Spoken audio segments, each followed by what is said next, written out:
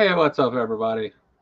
I'm joined today with Miss Robin Webster, as always, and Big Bad Mom Hello. decided to jump in and talk with us about some of the stuff we're going to go through. Before we get into it, though, thanks for everybody that's coming. I see PC and Let's Farm in the chat. I see UDF over on Robin's channel. I don't know if I said that right or not, but that's it. And to everybody else that shows up later, thanks for coming and Trees. watching. Oh, is Trees here? Okay. Oh, yeah, I see now. Mm-hmm. All right. Yeah. Hey, Trees. Good to see everyone. We are simulcasting this over on Robin's channel. So if you're here watching, maybe go over there and subscribe. If you're over there, feel free to come over here. I think that the people I see are subscribed already. So thanks to everybody. Thanks to the members. Thanks to the patrons. I appreciate everybody's support of what we do here. We try to talk about this stuff in a way that like makes sense and normal people can understand, because the world's crazy right now, right? Because we're normal people. Yeah, we're normal.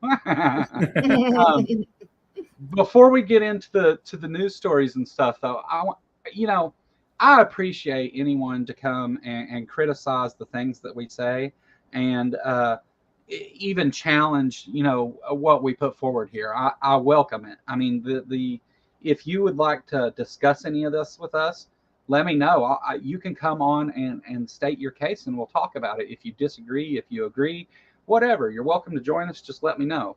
I do want to talk about a comment that was left on last week's video about the presidential debate. So somebody commented, it looks like Christian Nicole. Is that what that says? Yeah, something like that. Christian Nichols, 153. Every word that came out of her mouth was a lie. The fact checking that they did on Donald Trump was a lie. Eating cats and dogs is true. The abortion all the way up to birth is true. Everything that they I don't know. They lied about. Get your facts before you start putting it on YouTube. You're lying. And if you really see what she sees about most people, I don't know what any of that means. It's not even horrible for this country. It's not even in English. Hardly. Yeah. It seems like it's maybe translated. I gave it a big thumbs down for calling me a liar, but you're welcome to that. I mean, I would suggest, though, if you're going to post comments like this, maybe support it with something like, say, hey, here's a link that says you're wrong, or give me any reason, because from what we see, we kind of stand by what we said about those things. And his whole argument was nuh-uh. Yeah, we're going to get in. Let's just go ahead and start there. We'll get into the thing with the cats and dogs first. If my phone will quit going off. You hurt my feelings. That's what he said. And yeah, when you say everything's a lie, you know there's no substance to it. Every word that came out of her mouth was a lie. Provide some evidence to back up your statements. Abortion stuff's true. The cats and dogs are true. And then I couldn't even read the rest of it. All the fact checking was wrong. I mean, yeah, that person isn't believable. Well, no. let's that's it. That was his whole argument. Nuh-uh. Yeah. No, I agree. Yeah. Let's and Robin and I both commented back, and I in fact invited them to come on the show. Let's take a look at what JD Vance has to say about this exact topic, though. Just once and for all, you again started this in part by saying that, at which Donald Trump repeated on the debate stage, that, and he didn't say anything about the policies that you're talking about. He just said Haitians are eating dogs and cats. Can you affirmatively say now that that is a rumor that has no basis with evidence? Dana, the evidence is the first-hand account of my constituents who are telling me that this happened. And by the way, I've been trying to talk about the problems in Springfield for months, and the American media ignored it. There was a congressional hearing just last week of angel moms who lost children because Kamala Harris let criminal migrants. All right, so I messed up a little bit and didn't load that video the right way. But first of all, he said this is a what's first. An angel mom? Huh? What's an angel mom? Angel mom. What's he? Oh, Isn't that what he said? I didn't hear that. Okay. 1 second. Let me put up this video file the right way. Dana looks just scared to death. Like her face looks like she's terror stricken. Just knowing It's like, please don't say nothing stupid. Please don't say nothing stupid. That's what she So looks like. an angel mom is a mother whose child was killed by an undocumented immigrant. Oh. Just once and for all. All right. So he says here that it's a firsthand account, though. And this all started from a Facebook post that he seen that was talking about somebody's neighbor's brother's mom's girlfriend's son or something. And nothing of this was ever firsthand. His constituents were not reporting this.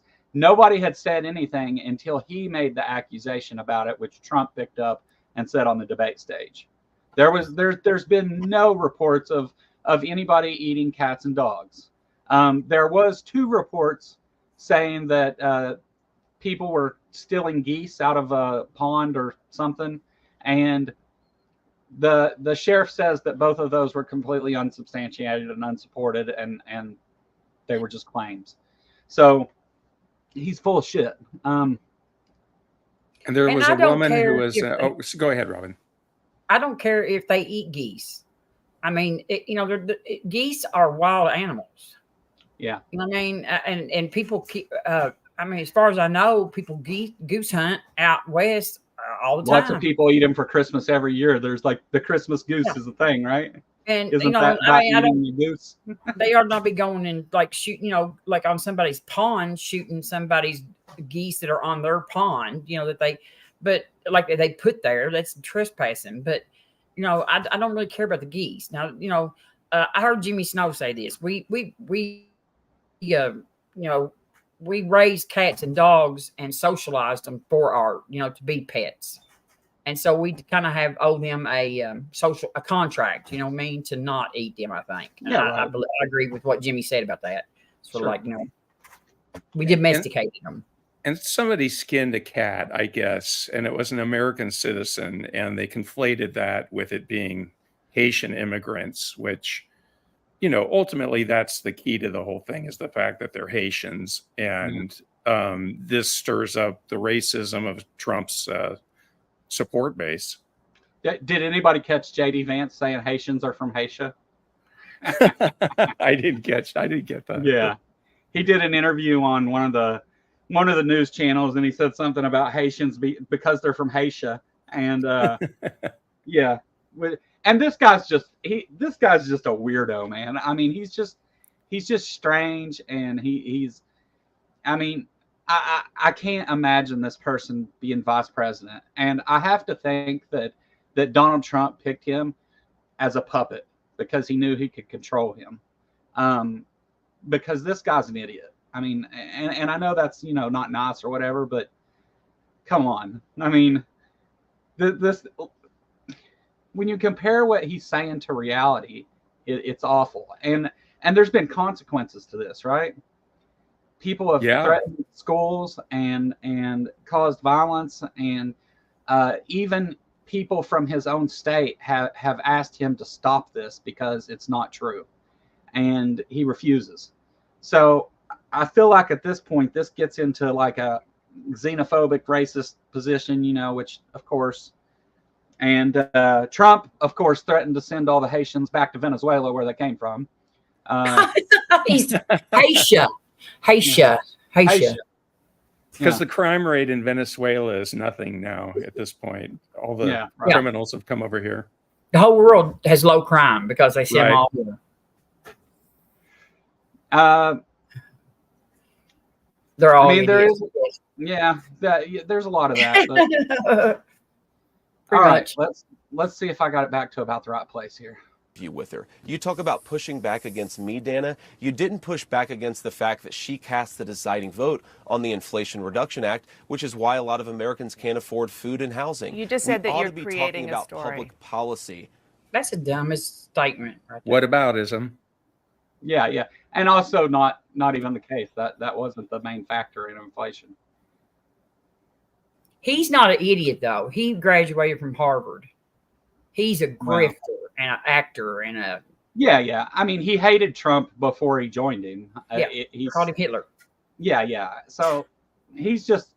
anytime... And we've got other clips where he talks. We're going to see a lot of JD Vance today, unfortunately. But I have a feeling Trump won't live long if he gets elected. well, gosh, that would be awful. Well, this would be president, though. Yeah, it would be Mm. awful, actually. He's worse, I think, because he's smart. I'd have to think about that. You got to keep him off the furniture. Okay, he's smart, and he has not. He Sorry, you has just a said- plan. Yeah. Well, it's Yeah. not, I don't know if he's smart or not, but I guess I should take that back. All right. I think we're getting to the That you're part creating the story. What's that, Dana? You just said that this is a story. To But it- moms who lost children because Kamala Harris let criminal migrants into this country who then murdered their children. The American media totally ignored this stuff until Donald Trump and I started talking about cat memes. If I have to, But it if wasn't I have just a to meme, sir. create stories so that the American media actually pays attention to the suffering of Good the eyes. American people, then that's what I'm going to do, Dana, because you guys are completely letting Kamala Harris coast. You had one. She's completely horrified, and I would be too. She's like this dumbass. Created Yeah, the like- story. Yeah. Holy Yeah. shit. He just said he made it up. Like he knows that it's not true, but he pushed it just to bait the media. Yeah, Like- she's like, you just say you made it up. Is what she says. Yeah, because you would say I'm relating the story to you. You wouldn't say I'm creating the story. And so Right. that was a major admission there from him. Yeah. And this has been Donald Trump's thing all along. It's all a Yes. distraction, honestly. Yeah. Because Trump is from television, right? And in television, ratings are king. And Trump has been published many times talking about ratings are all that matter.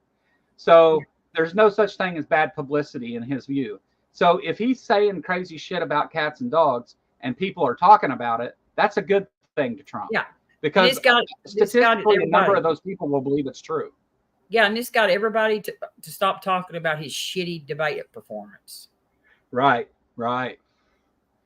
That's true, but Although- it's not winning him any new converts, I don't think, who are independent voters, these kinds of stories. I mean, No. What it is I think there's like it's like you've got a pool, and it's got a bunch of little holes all over. You know what I mean? All in it that are coming like popping open, and they're running around trying to stick their fingers in it or stick, put a Band-Aid on it. And every time they plug this hole starts shooting out, and it's just getting. But that's all the only thing they've got. The only way they know to deal with it is just to put their fingers over the hose and try to. Yeah. And it just keeps on about sprouting more holes.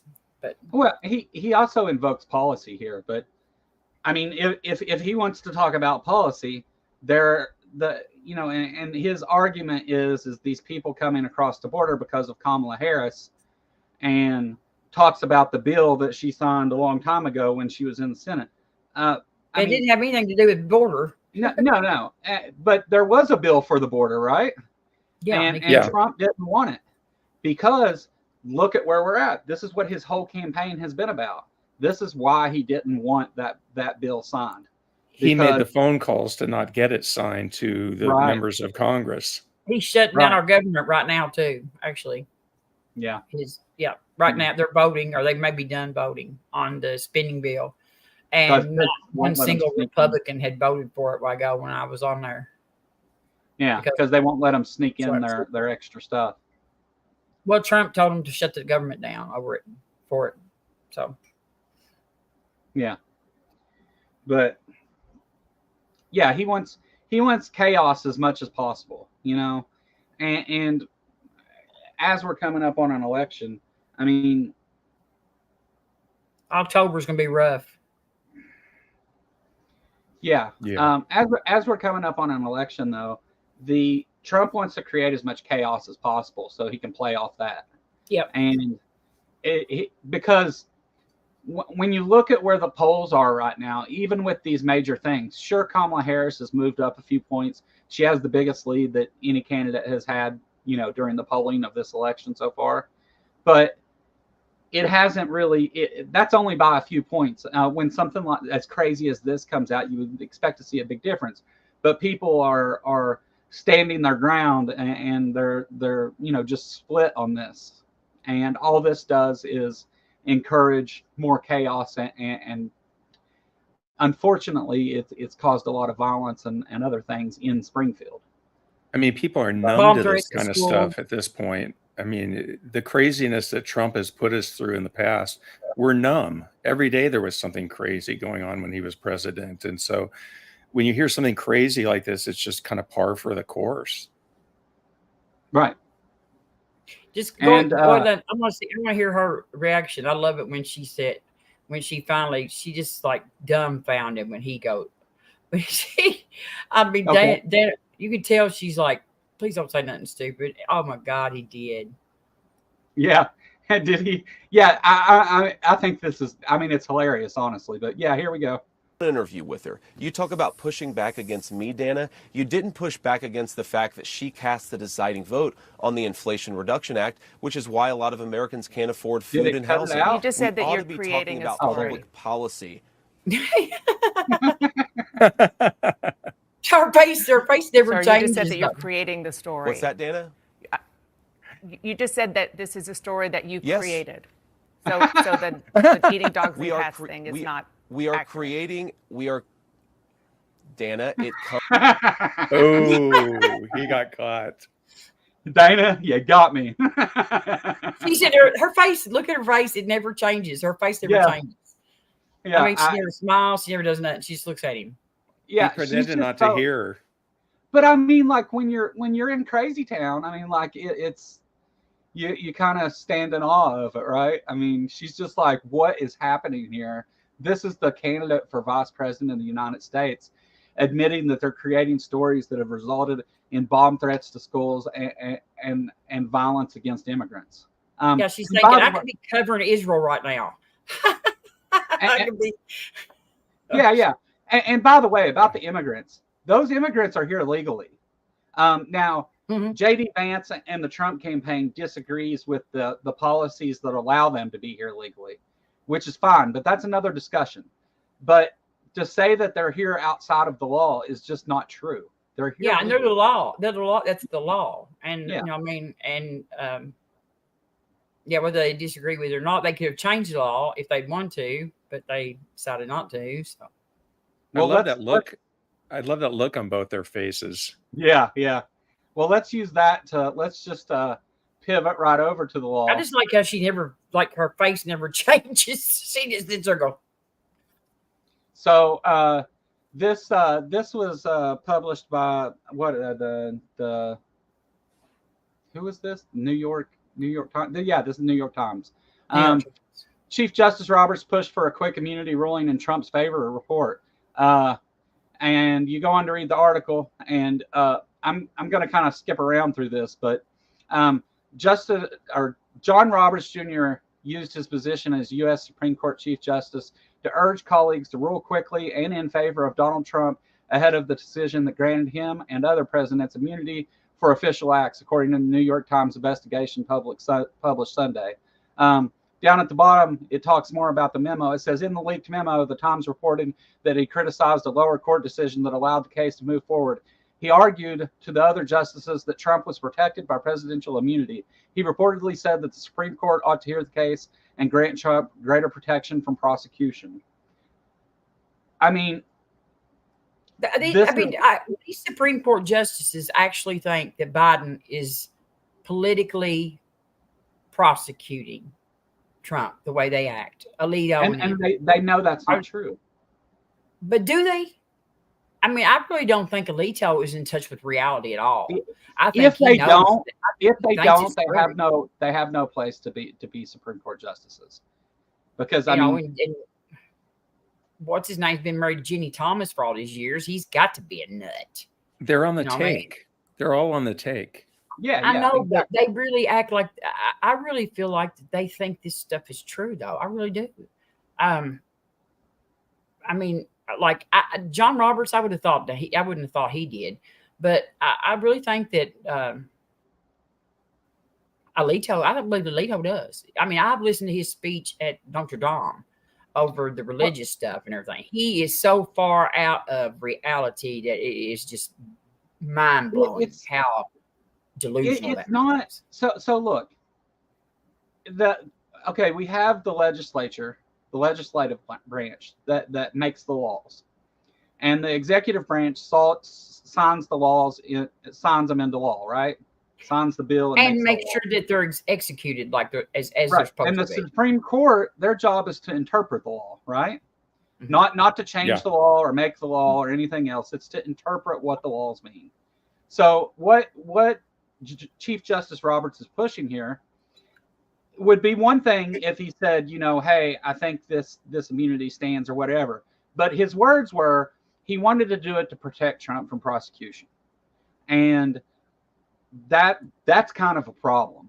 And the aides and stuff in the Supreme Court who usually keep this stuff under wraps, are leaking this because of the extreme positions that the Supreme Court justices are taking. And it's crazy. This is like, if we don't have faith in our Supreme Court, what power do they have to interpret the law? I mean, because the Supreme Court, it's very much based on if America trusts them to do it, and with all of the corruption and the things they're doing, they're eroding that very quickly. Yeah, they're becoming pawns of the executive branch, and this in particular is very disturbing because it affects the January 6th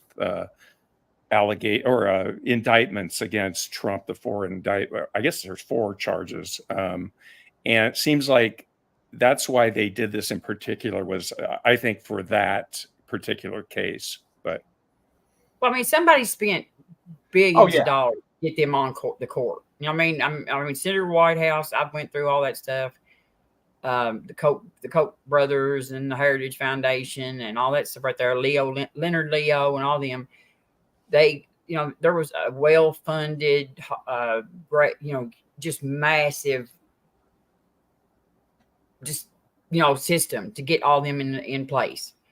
And they don't want to lose that supermajority right now. And I don't doubt that probably Thomas, all the stuff that's come to light on Thomas. I mean, he may actually be guilty of tax fraud. Depending on whether he actually reported like that motorhome and stuff on his taxes. And so he could actually be facing prosecution. And Alito, who knows what he's done? I mean, I think they've all done something illegal. Robert's wife was kind of in trouble there for a little while, or kind of under question for stuff. With those flags and stuff. And but Robert's wife was like, she was like something about attorneys. She was overseeing some group. Yeah. And then Alito's wife is just a nut, the one that had the flags. But they didn't really break any law on that. But the thing about it is they're probably covering up for something that did break the law, Yeah. And Thomas is just a criminal. Yes. And his wife is a lunatic, Right. And she's a traitor, basically, as far as I'm concerned. But he may be guilty of tax fraud and, just all kinds of stuff. It's just, we don't even know what they've probably done. I can't believe they were eating cats and dogs too, by the way, just so I put that out there. Every confession or every accusation is a confession with them. So we need to start watching because they are eating cats and dogs. Somebody is. Or they would never ever come up. That would never come to their mind. They always do. They accuse everybody of what they're doing. So wash your pants around the Republicans. Well, yeah, that's true. The Supreme Court, though, they have no set of ethics that they follow, and these people, though, were honorable people all through history, and a lot of important, great decisions made by the Supreme Court that influenced American society a lot. And now we have, though, a Supreme Court that does the bidding of one man. And well, it ain't really about Trump, though. This ain't about Trump. That's what he said it was about. It's about Jesus. Yeah, I know, but they want Trump to win. But it's not about Trump. It's about the Republican Party. He's a pawn in that little scheme too. Yeah, what I mean? And actually, he probably is. They probably have regretted the day that they chose to use him as the person to get him there, because he has like if you could have just got anybody with any sense at all, they would have their life would have been so much easier for the last few years. Yeah. I mean, they're religious zealots first Yeah. and foremost, even before they're actual judges or Yeah. have any sort of patriotism toward the country. First thing is their, you know, religious extremism. And how many of them are Catholic? Seven Catholic extremists, basically. Are there Well, seven? Sotomayor is a Catholic, but she's one of the liberal justices.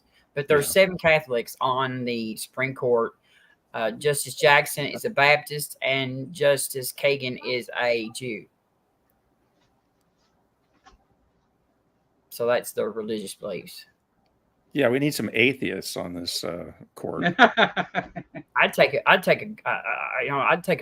Methodist or something. Or I in my mind, the evangelicals, like my parents, whatever, didn't think this all the way through when they decided to elect 7 Catholics.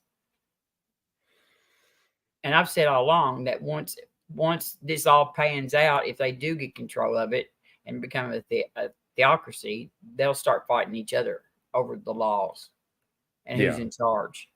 And I mean, was the reason for the Catholics for the abortion issue more than likely because, you know, Catholics are, yeah.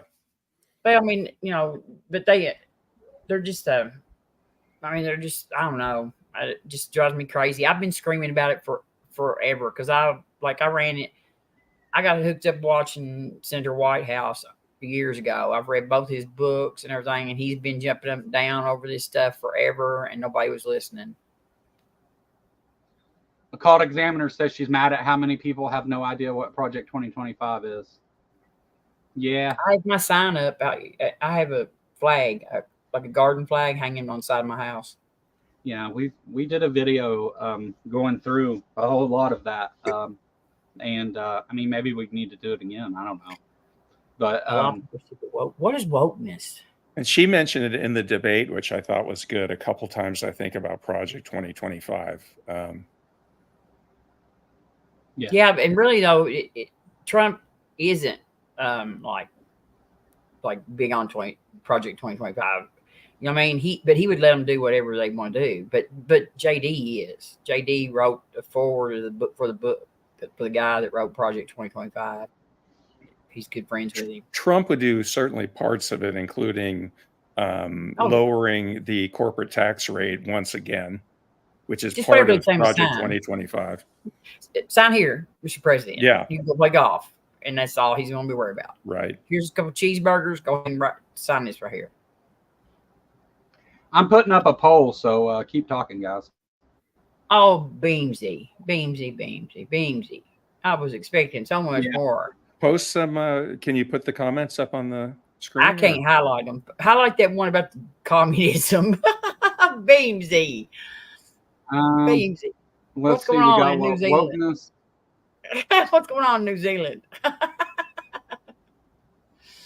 No, that's not what it was at all, actually. Is he talking about woke? Yeah, the word woke. The word woke used to actually refer, it was used by the African American community. And it was just to be a person who was empathetic or sympathetic and understanding of the issues that the community faced. And, you know, their PC just says it so much better than I do. Alert to injustice in society. Thank you, BC, because I'd have been forever before I got anything good. Has nothing to do with communism at all. It's from the 1930s. It goes way back.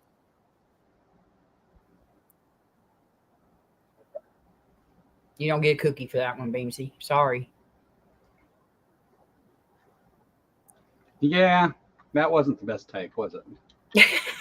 Well, I mean, he is from New Zealand. We can't expect him to know too much about what's going on over here. We got all kinds of people that live here that don't know what the fuck's going on. So, I mean,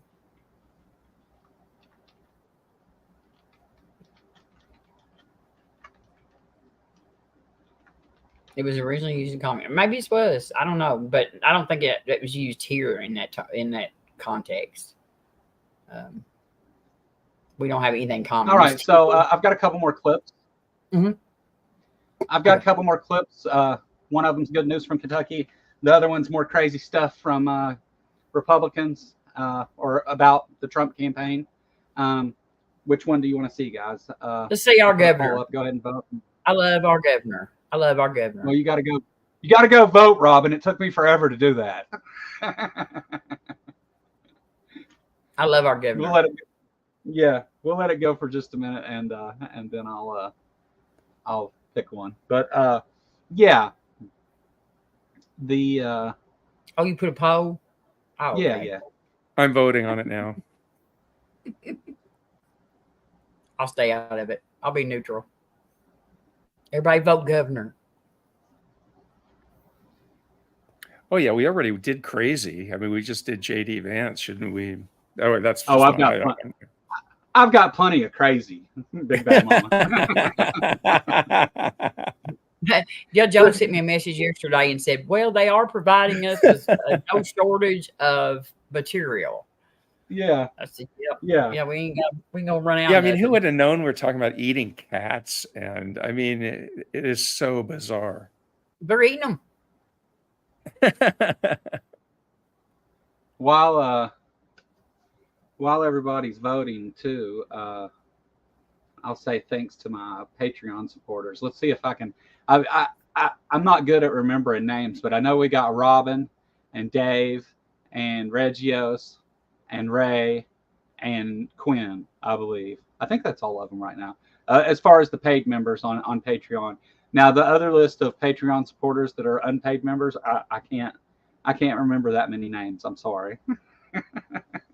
Deviant Outcasts. Deviant, I have Rockin' Robin, tweet, tweet, tweet. You know that song? That's it right there. That and Convoy. Oh, it's Convoy. 50-50 right now. There's no trucking song. It's called Give Me 40 Acres and I'll Turn This Rig Around. It's the easiest way that I've found. It's a good one. All right, 10 seconds, guys.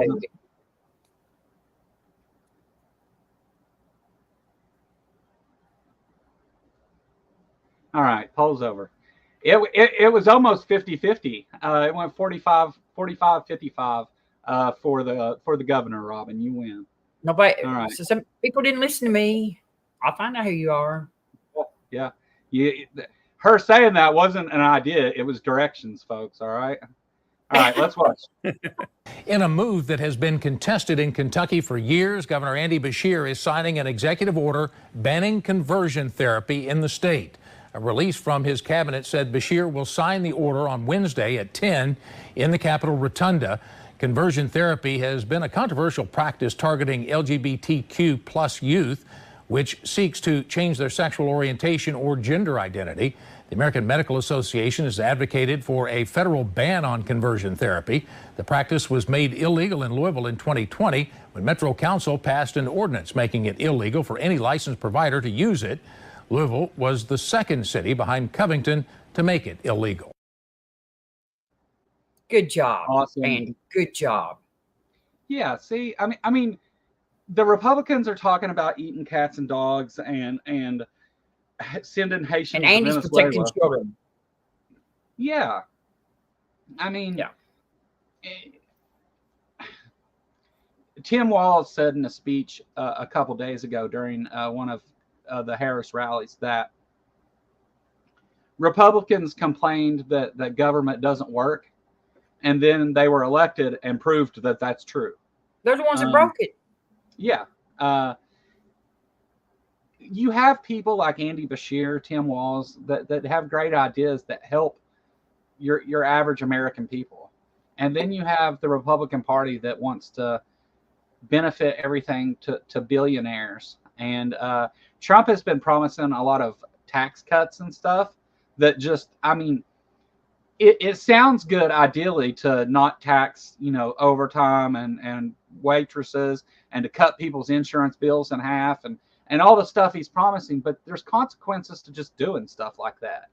Because if you're going to take, like with insurance, if you're going to take and cut insurance in half, those insurance companies aren't going to just do that. So that it's going to have to be subsidized by the government. and you're first of all, I don't think he would even do it. This is like the No, wall. he's not going to do it. It's a promise. It's an Yeah, empty yeah. promise. He's Trump is in a panic right now. His campaign is in a complete free fall because Yeah. you know, you have your hardcore MAGA supporters that are gonna, you know, parrot anything that he says, but people are seeing that especially with this cats and dogs things that these people are nuts. They're either nuts or they're so corrupt in what they're trying to do that it's a distraction so that they can, you know, overthrow democracy. I mean, it's crazy, but good job on Andy Bashir. I mean, yes, I'm proud of Andy. Yeah, I mean, here do you remember is. Bevan? I mean, Yeah. remember Bevan? Think about how what COVID would have been like under Bevan. I mean, Right. this man told teachers in Kentucky that they stayed home on strike and that probably children got sexually assaulted that day because of them. That's what he told our teachers, which is why he was not governor again. Because every teacher Wow. in the state voted for him, even he got blasted. I mean, conversion therapy on children is child abuse. Absolutely. I mean, our medical system is supposed to be on. What have I got in my beard? It's ignorant, just like demon possession removal or something. You know what I mean? Yeah. It's Well, just- I mean, our medical system is supposed to operate on evidence-based care. Like you do the things that work to make people well. And they take an oath to do no harm. So, so there's a conflict. Right. There's a conflict with it because we know it's harmful in tons of ways. They've tried it, and a lot of these Christian nationalists still push for this shit, and it's despicable. And I'm glad to see our Kentucky state governor our state representatives, our state thing ain't gonna pass it. You know what I mean? Oh no, we've got a bunch of idiots up there. You know what I mean? Yeah, they'll try to overturn this, which they probably will. But I don't know. I don't know. Like what? I guess it'll have to stay the way it is until he's out of office, at least. Now, another governor, if it's a Republican governor, maybe it will come in. I don't know, and overturn it. I don't know. I don't really know how the state. But most time, executive orders are only good under the executive that wrote them, I think. But I'm not really sure. Is it distracting to anyone else that I'm not centered in the picture? No. Is that just me? I'm not even looking at you. Well, I wanted to tell. Wait a minute. Occult Examiner. You are correct about that. If Project 2025, that's one of the things that's in there. It says that they want to make it to where if you go to a school that receives public funding, seniors will be required to take the military entrance exam. If you go to a private school that receives no public funding, you will be exempt from taking the military exam. It doesn't say you have to go in the military, but you will have to take the exam, mandatory, boys and girls. Unless you've got some kind of medical reason why you would be exempted. So let's talk about something important related to that. I don't have a clip for this. I'm sorry, but I mean it's widely reported on many networks. So apparently Israel has rigged a bunch of pagers and stuff to explode in Lebanon to try and take down Hezbollah, or at least members of Hezbollah. And this is escalating to. It was walkie-talkies today. Yeah, right. They did it again today. So how dumb you gotta have 2,800 injuries, and how dumb you gotta be to be packing them around. But I thought it wasn't pagers today; it was walkie-talkies. It was pagers yesterday. I thought, why would you put your pager back on if it didn't blow up? Well, I don't know. Apparently, Israel intelligence knew that they were doing this to try and circumvent them being able to listen in on their stuff. So they got in the supply chain and rigged all this stuff up, and Hezbollah is mad. Yeah. And so it looks like, and what's predicted is that this is going to cause Hezbollah, Iran, and Syria to team up together against Israel. And now Israel is asking for America to step in. And Netanyahu's trying to get us in a war. Right. So whenever we talk what Robin just said about Project 2025 is now more important than ever. I mean, like, there's, and not to get into the other stuff we talk about on this channel too much, but I mean, this is all because of religion, right? This is because of religion, absolutely. Netanyahu's trying to get us into a war before the election because, him and Trump met before he went back to Israel, and if he can get us dragged up in a war, then you can say Joe Biden did it. Trump can say, "Oh, here we're in another war again." Because remember, one of Trump's favorite things is no new wars. Yeah, he's went on and on about how Joe Biden's going to get us into World War III and all this stuff. And I mean, if you write love letters to dictators, you don't get in wars. Yeah, that's what I was going to say. Is their fear tactic, their fear speech is getting more and more extreme. And you heard in the debate with Trump threatening World War III and, even the border stuff. They're all rapists and murderers. And it's getting really dangerous. At least he figured out we're on 3, because there was a time when he was saying World War II. And since he obviously didn't, I heard one of the military leaders the other day that was talking about him, and he said that he actually asked him when they went to, it was Mark Kelly, and he said that when they went to was going to go over there in France to those graves, he said that Trump actually asked him on the plane on the way over there, who were we, the good guys or the bad guys in World War II? And Kelly said he told him, he said, "Mr. President, here's a good piece of advice. Anytime that there's a war, whatever side we were on, that was the good side." Yeah, no. He had to tell him that. He said, just always go ahead and assume that we were on the good side. The military has to give the president political advice. Wow. But I mean, he didn't know who, he didn't even know who was on it, but he wanted to know if we were on the good side or bad side. He said, always assume when you're talking to the public that we were on the good side. I thought that was so George Washington was protecting the airports, remember? Yeah. Yes, they took over the airports. Yes, they did. I love that. Yeah, I love that. And I mean, awesome. It's mind blowing that this is the guy that people want to put in office. And I understand. I do understand that it's not really about Trump. It's about the Republican Party and the religious right, and it's about Christians being able to, Christian I don't know what it is. Cults being able to run free and do as they please.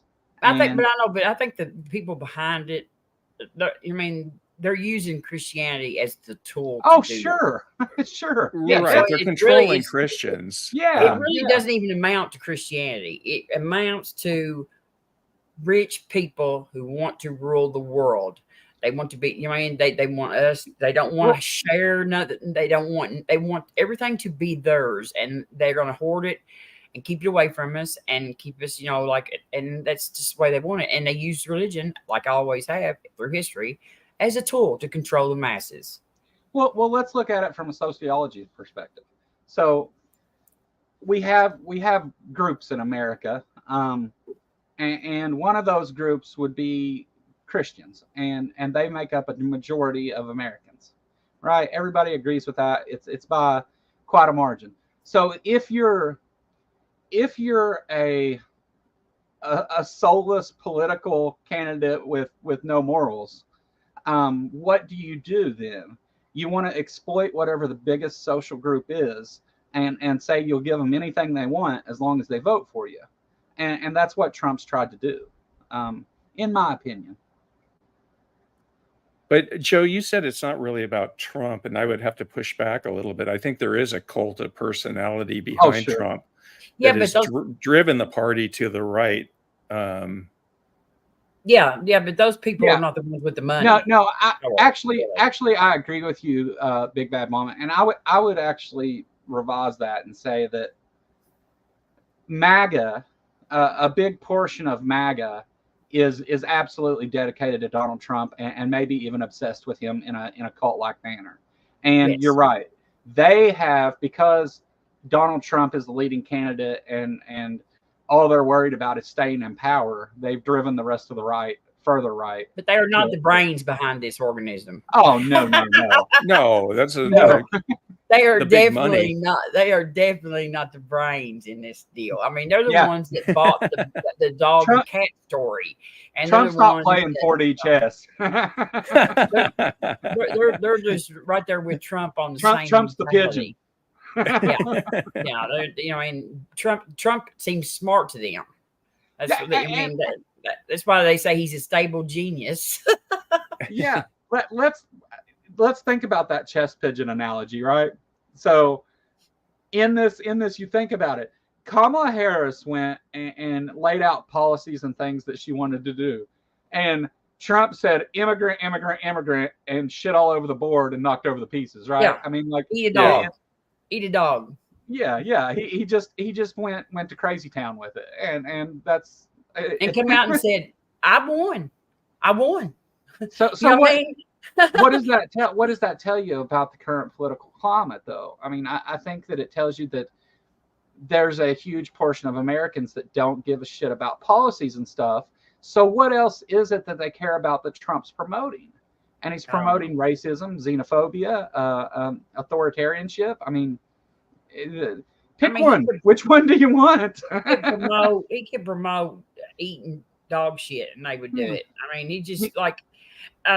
I can tell, like, what cracks me up is I get online and I can tell in like 2 minutes what the current little thing that they've been taught to say. Well, no, I mean, Yeah. You want to talk about cult-like behavior? We had people dancing around in fucking diapers and wearing toilet paper and maxi pads on their ears. Yeah, Kotex on their ears.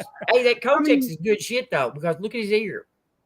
Yeah. Oh, it healed up great. You can't even see his. I mean, close up shows. I mean, Vander Holyfield still has a big old chunk of his ear gone. Oh, and this guy got shot with a gun, and he still got all kinds of ear, perfectly good looking ear. Hey, Matthew, welcome. Donald Trump is obviously much more incredibly intelligent than anyone talking right now. Well, Okay, so now we know where Matthew. Now we know where yeah, now we know where to start at, right? We know where the IQ is right there. Yes. What are He you loves the talking poorly about? educated. Sources. The source is Donald Trump, and let's just. Well, in you fact, already that'll did, lead into the next one, and then Matthew, you can.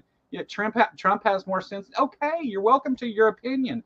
But one of the great things about America, Matthew. Damn it, stop. One of the great things about America, Matthew, is you're allowed to be a fucking idiot. I think he's just picking on us. He said he still loves you. Who is that? Yeah. I mean, right. Can I add something real quick? Yeah. Yes, maybe a stream needs to be done on the racial views of Donald Trump throughout the decades. One with Maya. Did you? Okay, Yes. because it's extensive. Yeah, we covered going all the way back to housing discrimination, the Central Park Five, and you can go on and on. The judges, you know, it goes on and on and on, and it keeps going. Yeah. You know, we're still dealing with it. So, yeah. Anyway, I just decided to add that. Except for his Matthew, except for his pictures with Diddy. Oh yeah. So Right. Matthew, here's the source that I will cite for you. I did a video with the goddess Miss Maya Atkinson, and we talked all about Trump and racism going all the way back into the 80s, into the current times, and we cited quotes by Trump, criminal cases, court cases. We cited everything that we talked about in that video. I don't know if PC's still out there, but if you can, please get a She'll link be back to in a that. minute. That'd be awesome. I know you do a lot, PC, but I would appreciate it. She's hopping around. You Actually, hold on. I think I can get it. I think I'm I mean, the right Trump used to. He got in trouble in New York City because they received federal funding. Him and his dad and all that. They received federal funding to build low income housing, and then they refused to rent these housing to black people. And got beat in court. Yes, and got lost in court over that. I mean, these policies that prove racism.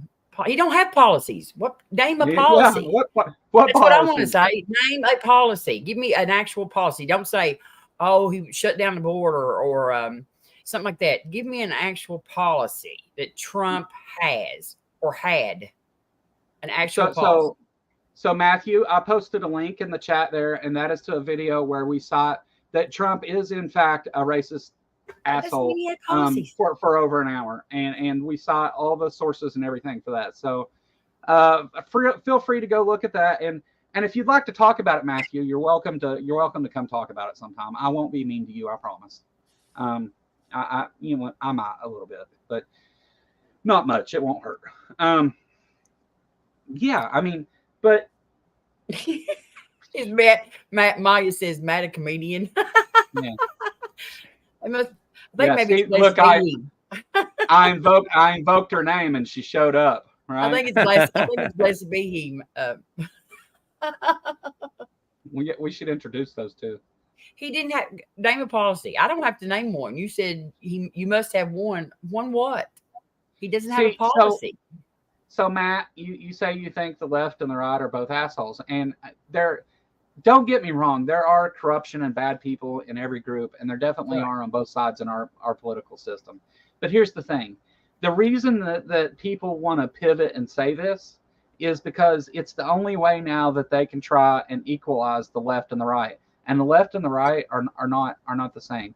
Matt, I posted a video with all kinds of sources in it. I'm not going to go look up links for you in the middle of a stream. If you would like to come talk to me, we will set this up, and I will bring links and prove this to you beyond any doubt.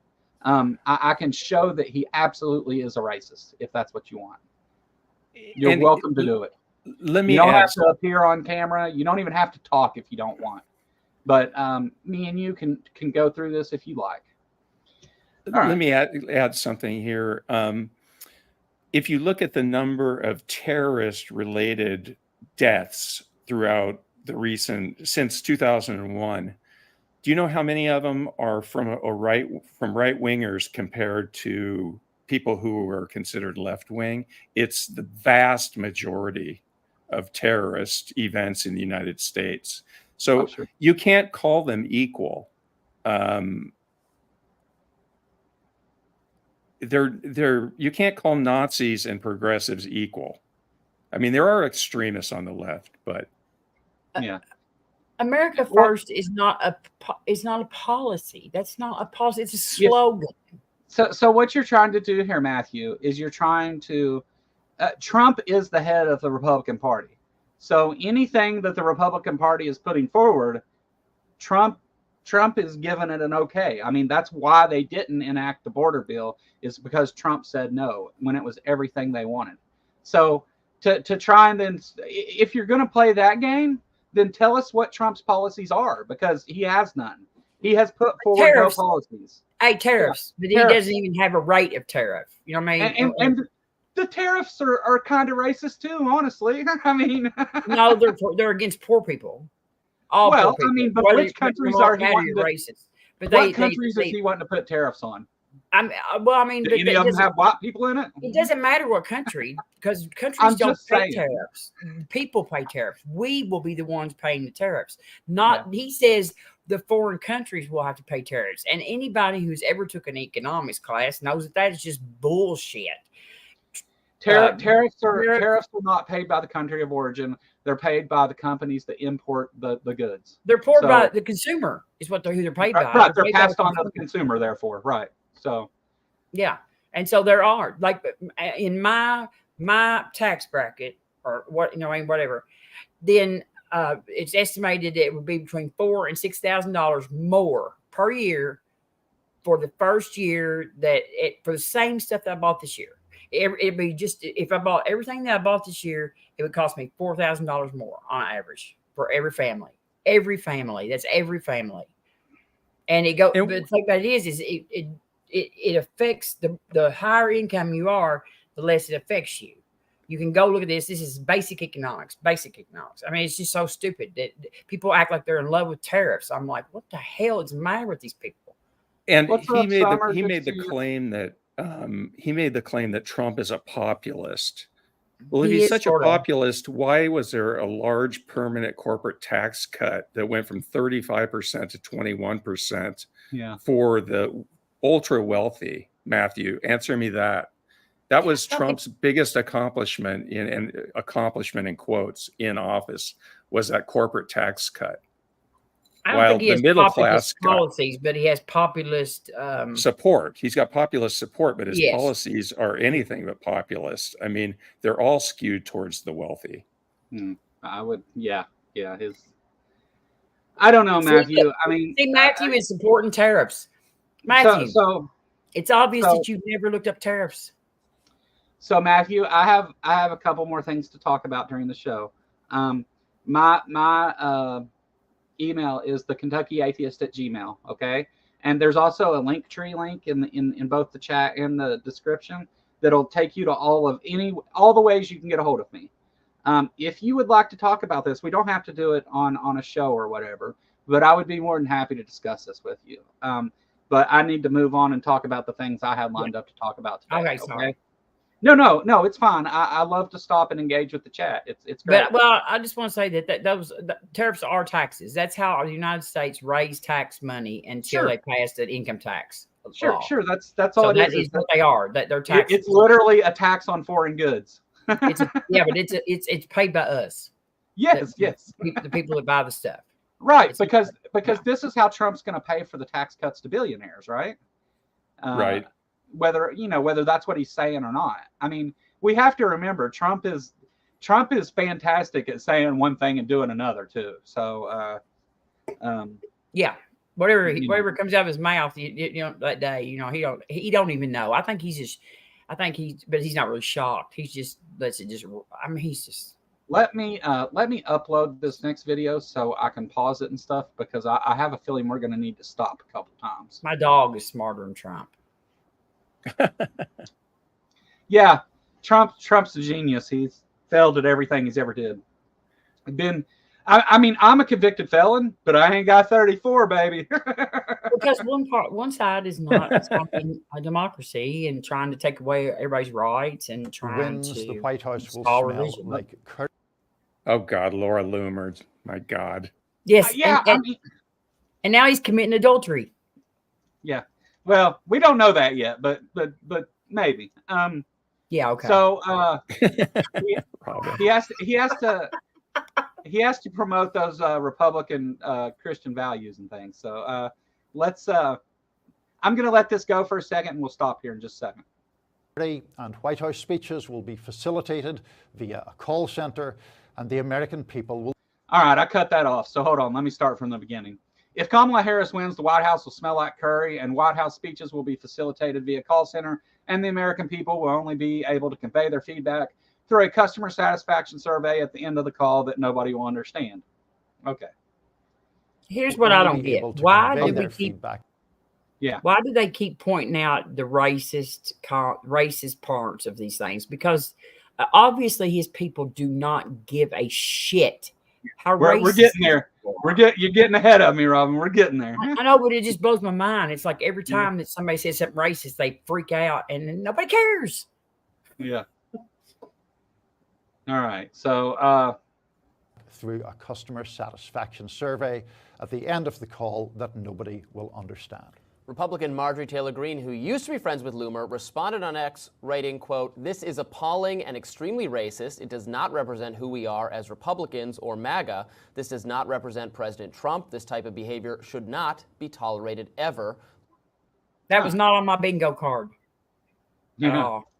Somebody's jealous of Laura Loomer. No doubt. She's changing Trump's diaper. I mean, we have video of her like grabbing the crotch of his cardboard cutout and stuff, right? I mean, no, I know, but Loomer's changing his diaper and MTG's mad. Yeah. Well, I mean, there are reports from inside his circle that that's kind of a thing. Oh, she's scary too. Couple problems here. Laura Loomer is a nut job, first of all, and I think that most people would agree. Trump even says he doesn't agree with her statement, and Marjorie Taylor Greene doesn't agree either. And we'll get to her in a second. But here's the thing: when you know, when somebody says like, "Hey, I like cheeseburgers," and you're like, "No, I want pizza," like that's you disagree and say, "No, I don't like that," or whatever. When someone is being a complete fucking racist nut job, you don't just say, "I don't agree with those," and then hang out with them and fly all over the country with them. That's the, you know, because that seems like maybe you really don't think it was so bad, and oh, she's Right. a supporter. So what Trump is saying by proxy here is that if you're a supporter, I don't care what outrageous position you hold and stuff. You know, you're welcome to it as long as you're supporting me. And Yeah. he said this before. He doesn't care as long as they vote. She must be pretty good because MTG's definitely probably hotter than her. Well, I mean, you And know, MTG could like double as the MTG could double as a bodyguard. You know what I mean? 'Cause there's she a can, reason like, crazy bench- bitches are so popular, Robin. She can like bench press. Yeah, crazy. Yeah, I know. I'm a Bobert fan. The only thing men like better than bitches is crazy bitches. That's what I've always said. No doubt, no doubt, no doubt. You're a Bobert fan. Listen to you. I mean, she is built good. She's strong as an ox, you know, but I mean, she's dumb as a rock too. So and I mean, you know, if you're looking for, never mind, I ain't gonna say all that. better looking than Luma or whatever. It was really funny too. It was a really good joke. In fact, I may write that down. But Laura looks like her face is like a padded up love seat. Well, she can't move any She's had muscles so in her much face Botox. anymore.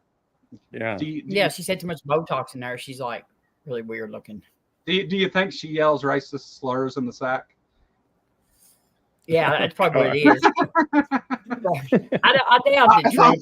I'll leave it there. I really couldn't doubt that Trump is getting much anyway. You know what I mean? Because I mean, he probably, you know, shit. Come on. He's 78, These Joe. people are obsessed with him. He's 78 though. It doesn't He can't matter. get it up anymore. Give me a It break. doesn't matter. No, It doesn't matter. I mean, Stormy said she didn't even know when it was in there. So he had a porn star spanking him with a magazine with his own fucking picture on it. well, that's I mean, not, like, What? no, this isn't. Yeah, What like, did you just say? big. he had Mama, a you porn didn't know star that? spanking him with a Forbes magazine that had his picture on the front of it. I mean, like, right. Yeah, I mean, so that's why I said yeah. the last time he got a spanking like Kamala gave him in the election, Stormy was involved. I agree with Matthew on this one. Trump probably gets it 4 times a day. I mean, Trump probably has a whole coven of concubines. Like, Oh my God, y'all really think that dumbass that old jerk? I mean, you think that guy is really can get? they're have sex 4 times obsessed, a day? Robin. How much- Marjorie Taylor Greene was fondling a cardboard cutout, for fuck's sake. I don't mean, care. like, He would die of a heart attack from all the Viagra they would have to yeah, feed you. I mean- no, but see, Trump's not going to be into normal sex. That's not going to be his thing, right? He's into no Trump's gonna sex, be I into guarantee. some freak, weird, crazy shit, like, you know, He's like into dressing no up like a dog and him pretending to eat it or something. Like, All right. it's Put a poll. Put up a poll. All right.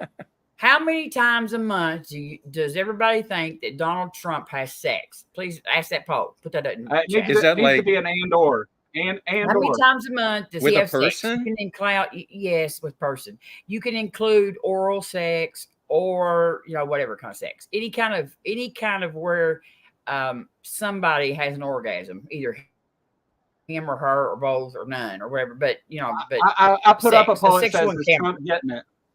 It says, "Is Trump getting Yeah, it?" it's I just just put it like Who that. thinks more than once? How many times a month or whatever? Or was he getting it? Let's Dude, say Trump, more than like, 3 times a month. He's a cult leader. It's how they work. That don't Like, mean that don't mean that makes Shit. his shit work. please. His cult followers still view him as if he's in his prime. You know? Yeah, they said he was the fucking Messiah. You think they're not gonna blow him if he says so? Shit. That doesn't matter. I'm telling you, I dated a guy that was damn near this old before myself. And I'm telling you that he was a regular person that he ate like vitamins and shit to try to stay caught up. And it ain't happening like that. You know what I mean? It's just, and he wanted it to, but it ain't happening like that. So I'm sorry. I don't believe it. That's anecdotal. He's in his dreams. In his dreams. So I see some arguing in the chat about jokes. Okay. Let's not talk about that right now, because that's going to go down a whole big rabbit hole. But calm down, everybody. Calm down. We're just having some fun. Okay? We're having fun. Yeah. It's, you know. I didn't tell no jokes, did I? This isn't an actual news show. The intro is just a joke. It's you know. So here's the thing with jokes, guys. There was a time not too long ago when comedians and things told jokes at the expense of others.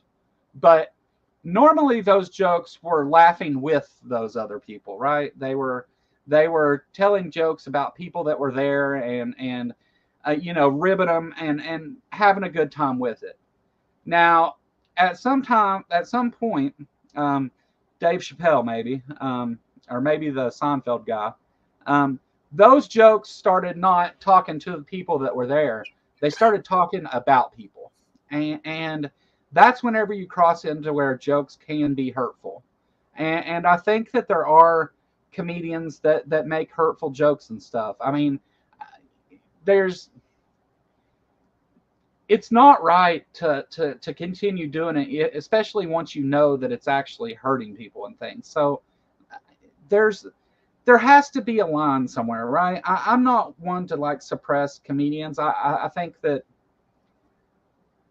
that comedians have free speech, and I think that they're a good example of the way that our free speech system can be used to entertain people and things.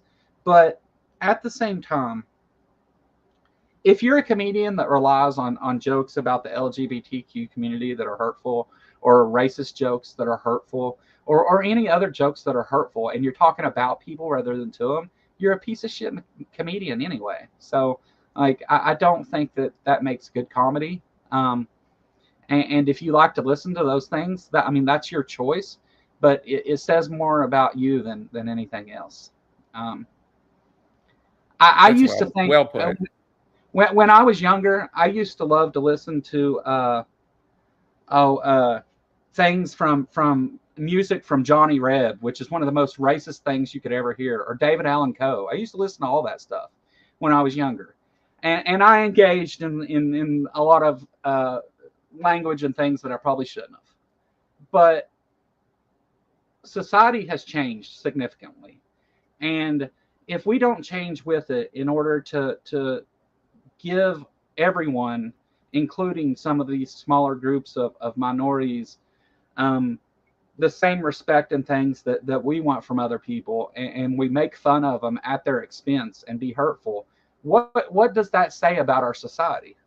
Because the society is judged on how it treats the least of its people, not the greatest. And sorry to get biblical on you there, but that's not really where I was pulling that from. But that's it. That's the end of my rant. Well, I mean, I think the Indian thing is more of a stereotype than really necessarily racist. I mean, it's just like stereotyping people. It's, you know. Oh, I don't agree. I thought that was a highly well. racist I mean, it statement. is kind of racist, but I mean, it's just, you know, it's just kind of a stereotype that doesn't fit. You know, it's yeah. But it does. I mean, you know, it's just, I don't know. I mean, talking about the call centers and not being able to understand, that's indicating that those are the jobs that Indian people have, and that was really racist. And that's not the only time she has been racist. Laura Loomer, she's a huge Islamophobe. Yeah, she's an idiot. So, she thinks that she's a Holocaust denier. She's a 9/11 truther, and Trump took her to the 9/11 memorial. Right. How disrespectful. And he's cheating on his wife with her. He's running around all over. Don't tell me that if he's, I don't believe he's having sex with her 4 times a day, Matthew. You have way over. Wait till you get 78, see how, if you got 4 times a day. But anyway, he is, you know, he is, you know, she is his, you know, his mistress. I almost bet you she is. And that's, you know, I mean, you know, these people who are supposed to be biblically moral have got a adulterer as a savior. So look, Nitty came in with the comment of the day here. Empathy makes us more successful as a species. Sorry, Yes. it does. That's Nitty, true. send me your email, Nitty. I'm gonna send you a book. Yes, it does. Love it. Makes us more successful and more peaceful. Yeah. And it raises up everybody's life. It benefits the whole society. Well, I mean, see, the thing of it is it's comedy until the point that it is hurting people, right? Because then it's not funny anymore. Comedy is funny objectively, right? That's supposed to be the thing. Like, even if you don't find the joke funny, which I guess makes it not objectively, but it's not meant to single out somebody that it's not funny to. So if I'm telling a joke and you're laughing at it and it's about somebody, a third person in our group, and it hurts their feelings, then I'm doing it at their expense. And if I'm profiting off of that, then I'm exploiting that person. That's exactly I never liked Andrew Dice Clay. I always wanted to just punch him right in the fucking throat. You know what I mean? I couldn't stand him either. I could not stand him. He's so just vulgar and disgustingly, the way he talks about women and everything. But I'm not going to prevent those guys from doing their comedy. No, I wouldn't. But I wouldn't pay any money to go see his show. You know what I mean? I think for anybody who does embrace empathy or humanism, I think it's pretty easy to identify the line, right? There's a line you can cross up to a certain point, There's, and I wish I could think of one off the top of my head, but there are simple jokes about the trans community that are poking fun at it that aren't harmful and mean, right? You can make some it's not like you can't say anything, but don't say hurtful things. I mean, like hurtful things because somebody the whole joke there and why it makes you a shitty comedian is because you're not saying something funny. You're making people laugh because you said something so extreme that they think it's funny you said it, not the joke itself. And that makes you a shit comedian.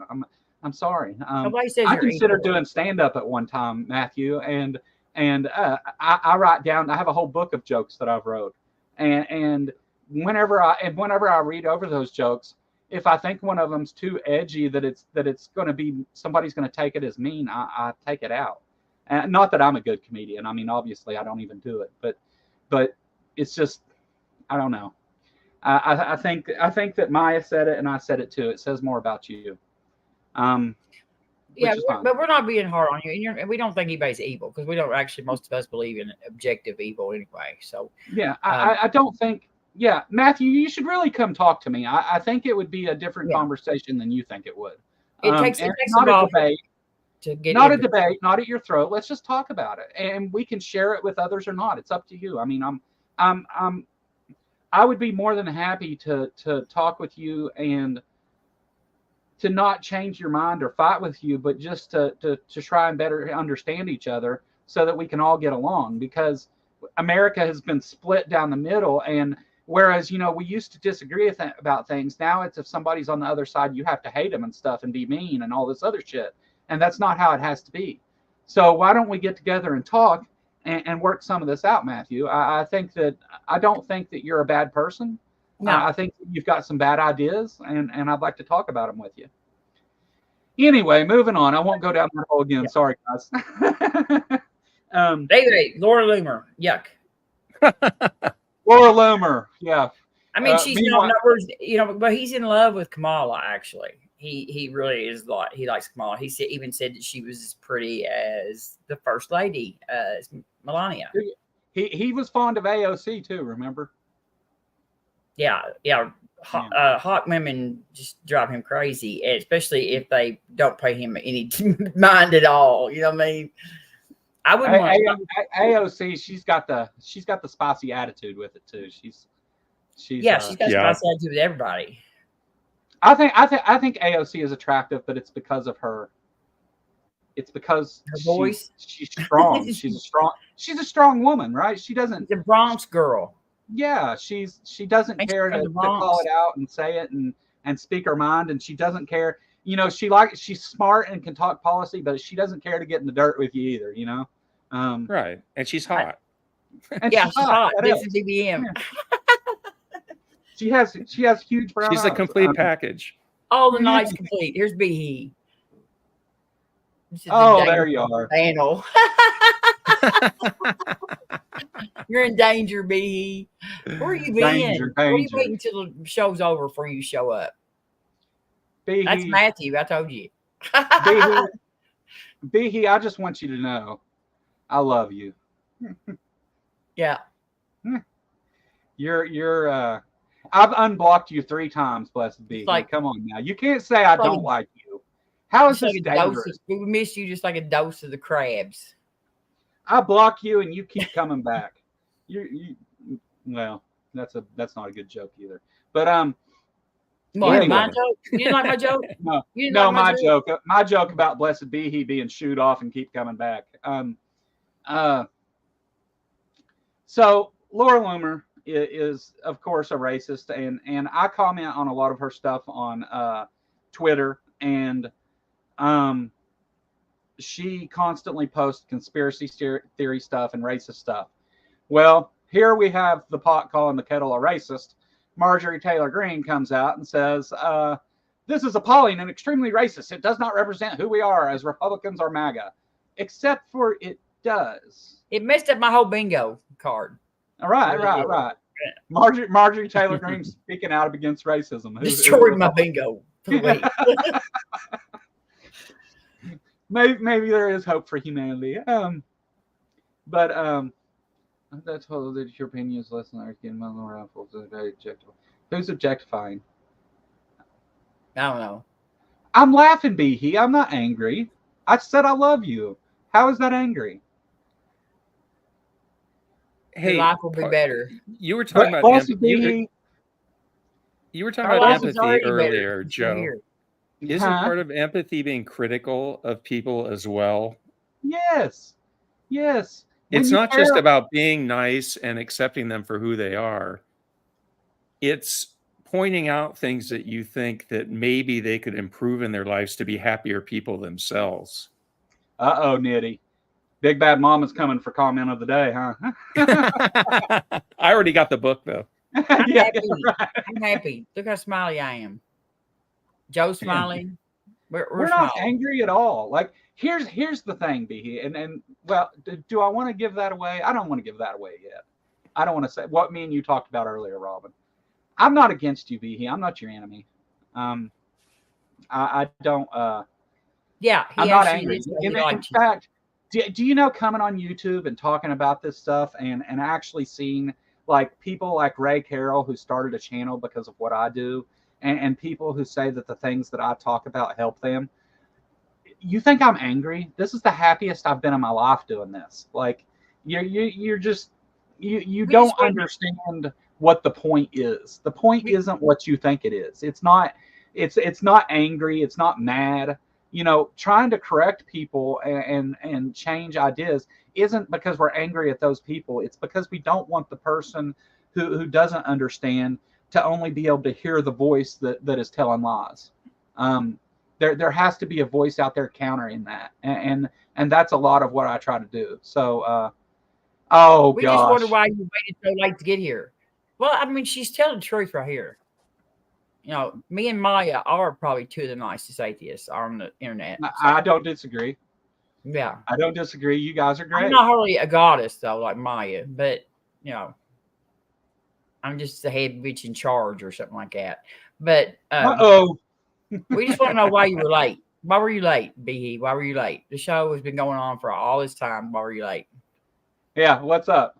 I'm gonna get angry now. We would never have made it through you and Matthew at the same time. There's only a couple times I've gotten actually angry while doing this, and Behe, I don't think you were there for any of those. I got angry at Lupin whenever he said racist stuff on a stream on purpose. Yeah. For good reason. And yeah. I mean, there's if you come here and you want to use my platform to do harm to my friends, I'm gonna be a fucking prick to you. I mean, that's just how it is. But if you come here wanting to talk about things or listen or ask questions or get involved in the conversation, I'm all for that. But to sit and just attack me personally because you called people Nazis and I told you to stop and you didn't, so I booted your ass. It isn't really important, you know. Like, you go ahead and do it again. I'll boot you right now. Go for it. And it's not because I'm angry. It's because you deserve it. Maya's not an atheist. That's empathy, giving you what you deserve. Right. Maya's not an atheist, correction. And BS Yeah. said he's the third one. So yes, BS. Yes. Maya's a goddess. She can't be an atheist too. How's that work? You can't be you can't be a deity and an atheist. That's just like, yeah. Yeah. I'm a minister. Summer is a Christian. We're a diverse group of it. It's like being a homeless billionaire. Or something, you know what I mean? Look, blessed be he. I don't have tux on again. That dude has some weird too. Hey, you know what, Behe? That stream is probably that's probably one of my best streams, honestly. It was good. That's good. I think that the Christian cults need to get together and decide what they're going to do about that, because it's an argument that hasn't been addressed. And yeah, I would love for anyone to come talk about it. Jimmy Tux came on and had an excellent show. Yeah, we've got a new art. They've figured out a new argument against. Actually, Maya's right. Maya was one of the best streams. Mine and Stephanie's call-in show kind of passed that up, Maya. But at the same time, you're one of my favorite guests too. I mean, I have so many friends in this community that I love completely, and you and Robin and Big Bad Mama and Ember and Dave, even Mikey, and all kinds of these people have not only came and had a good time talking with me, but they've pushed back at me when they thought I was wrong. And that's what a friend does. So, you know, that's what women are for. For me, on my side, anyway. Yeah, I guess he treat me like a dog and eat me. That's all right. You'll be all right. All right. So let's let these people talk for a minute, and we'll come back to MTG in a second. Laura Loomer should take this down, to which Loomer responded, saying Green was just jealous of her access to Trump. Republican Lindsey Graham also criticized Loomer, saying, quote, she's toxic, while Senator Tom Tillis called her a crazy conspiracy theorist who regularly utters disgusting garbage intended to divide Republicans. And this was what Trump had to say about Loomer. Laura Loomer doesn't work for the campaign. She's a private citizen and longtime supporter. I disagree with the statement she made, but like the many millions of people who support me, she is tired of watching the radical left Marxists and fascists violently attack and smear me. Meanwhile, Trump's running mate, J.D. Vance, who is married to an Indian-American woman, was asked how he felt about Loomer's remarks. Let's watch. Now, surely. You should have said, plus she touches my pee-pee. Yes. Now, surely, J.D. Vance, who is married to an Indian lady, yes, is going to condemn this kind of speech, right? No.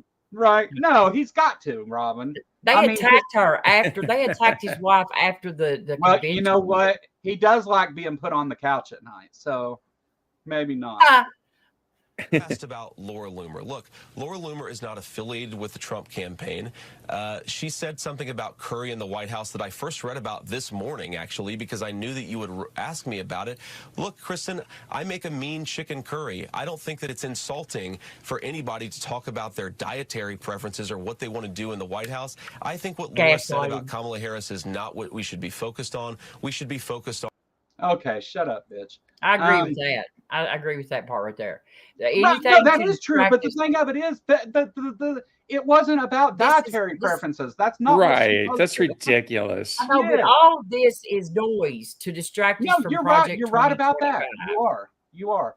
But can't you make noise without being a racist piece of shit? Like, no, they don't. Isn't that possible? Like, couldn't you say something, extremely provocative, like? I don't know. People are, like 6 million Jews didn't die in the Holocaust. Do you think she's going to be not racist against? Where did that go? She's a Holocaust denier. Okay. Expect her not to be racist towards the Indians, and I mean. Well, Joe, just what you said earlier about Trump, kind of just ignoring that and saying, well, I don't agree that she made that statement, but I'm still going to hang around her because she's against the communists and the fascists. I mean, who And she's touching my who titty. conflates communism with fascism? I mean, Yes, only yes. an idiot that doesn't know the difference What either of between those those two. words They're mean. completely on opposite sides of the political You got to throw spectrum. Marxism too. He says communist, Right. Marxism, fascist. Marxism, fascism, he throws them all into one Yeah. pile. Yeah. But these people don't know the difference between those statements. He don't, and then all of his people following say the same thing too. I mean, it drives me crazy. I'm like, stop repeating what you hear from your dear leader. He's a moron. He does not know what any of these words mean. Would you like to read that out loud, Robin? Oh, please let me do it. I eat curry and I love it, by the way. I wish Trump would get a better vice president running mate. Maybe Loomer. She is awesome. Oh my God. I agree, but I agree. He should get the woman that he is committing adultery with to go ahead and be his vice president, and just anything he can do to alienate more voters I'm for it. I love it. I love it. It's a great plan. You should be his campaign manager. I smiled through the whole thing, Behe. I didn't say a word. I nominate you to campaign management. And Let me ask a question, Behe, seriously, because I know we play a lot back and forth, and I just hit myself in the face with that. But let me ask you a serious question. So your criticism of me a moment ago was that I'm angry and that I'm mean to people and this and that. But you support Trump, who violates everything that your beliefs are based on. I mean, he's stolen. I made posts about that on my feed and lied. He's. I mean, for fuck's sake, Behe, look at my. I mean, I made this picture to make fun of him. Tell Denver now, for fuck's sake. Yeah. I mean, Trump is not those Republican family values and things that the Republicans like to spout on about. Trump is none of those things. Trump has been awful to lots and lots of people and continues to be every day. You should talk about cracking his daughter. He wants to send Haitians that are here illegally back to Venezuela. They don't care about the racism shit, Joe. You're parking on the wrong tree. They don't care. But, well, how do you reconcile those things, Behe? But he used to talk about having sex with his daughter. Yeah. Okay. He used to say that you know what I mean, he used to talk about it with even the men that were his like guards and stuff. He would talk about having sex with his daughter. Right. Now, that's some pretty gross shit, Behe. Trump tells it like it is and puts more money in the husband's wallet. Yeah, is your husband a billionaire? Because otherwise, that's not true. Jester Florida Bulls has signed what is up it? for Was your old man a porn star? Jester Lord of Fools has got a Kentucky Atheist membership. Thanks, Jester. Hello, Jester. Nice. Hi, Jester. Yeah, so back to Venezuela. And Jury said back to Venezuela. We got memberships for 99 cents for those of you that ain't members, but I think most of the people here are. Hey, and then you can use my emoji, y'all. I have an emoji. Go ahead and everybody use my emoji as much as possible because I can't even see it right now and access it. But go ahead and fill the chat up with my emoji. I'm not even a moderator on this channel. We need more real people like Trump. B, you're out of your mind. But you should be campaign manager. I nominate you. You'd be great. What is this? Is my name? It don't have a picture of me. So just to be clear, Behe, let me assess how you're weighing out your priorities here. Trump being real, as you see it, is more important than the immoral acts that he commits that violates everything you believe. I think we're done here. Yeah, don't worry about it. She's just trying to get under your skin. Right. She's about half troll, 3/4. Yeah, well, because you're mean to her, she says. So I'm not mean to her. I know. I just said she says. I didn't say you were. Anybody that thinks I'm mean is she can be rude. I mean, let's face it. Oh, very. I mean, she was booted from here for calling people Nazis. That's why. Yeah. She derails streams, and she's very effective at it. If you think that I'm being mean to people, you're misunderstanding what I'm trying to put forward here. Anyway, so there's so much going on in political news right now. We didn't even cover the fact that somebody wanted to shoot Trump yet again. Again, no clips of this, but the response from Trump and his circle of extreme idiots was that this is because the left, the Marxist, the Marxist fascist left radicals keep talking about him. Yeah, communists. Yeah. This is because of the rhetoric from them. But again, this person that shot at Trump, well, the first person, first of all, it wasn't politically motivated. This guy did not. This guy did not. Okay, second one. Okay, let's back up. The first guy that shot at Trump, it wasn't politically motivated. He was trying to get famous, and him and his family were all Republicans. So that doesn't. He was a really Trump supporter. And he ended up killing an innocent man who had children. Yeah. And injuring others. The second guy that just happened the other day at the golf course says that he's a Democrat, but his dream ticket was Vivek Ramaswamy and Nikki Haley. Obviously not a Democratic ticket. Okay, he voted for Trump in 2016. Yes, so and regretted it. He's been to Ukraine. He actually went to Ukraine. He is a big supporter of Ukraine, and that's why he's really actually pretty mad at Trump, was because he said he would just let Ukraine, because he got in his head that Trump would let Ukraine fall under Russia. And he's who's calling people Nazis? Uh-oh. Please don't call people Nazis. Blessed be. Oh, Aunt Jer is like so not Nazi. Aunt Jer is like the least Nazi person in the world. That doesn't make sense. Just, I said atheist Nazi. That doesn't make it better. Hey, I feel better now. At least I'm an atheist Nazi. Stop being. Is there a gas leak in the chat? We are not Nazis. We are not Nazis. Nazis are fascists. That's your side, not ours. We'll take the communists sometimes and the socialists sometimes, even though we're not. But we're more likely to be that than a fucking Nazi. I'll take the socialist. I don't take the communist part. Well, I don't either. But we're on the left, and those are left-leaning things. So, yeah. I would love for you to come spell it out for me. You sound like Trump. You don't even know what the hell you're talking about. See, when you say atheist Nazi, blah blah blah. Okay, yeah. I know an atheist Nazi. His name is Pine Creek. You're getting close. I mean, Nazis are really strong. Let's not call people Nazis, folks. How's that sound? Okay, Concrete's not a Nazi. A fascist might be more accurate. Fascist, and I think that's probably like more appropriate. Yeah. Yeah. I don't look.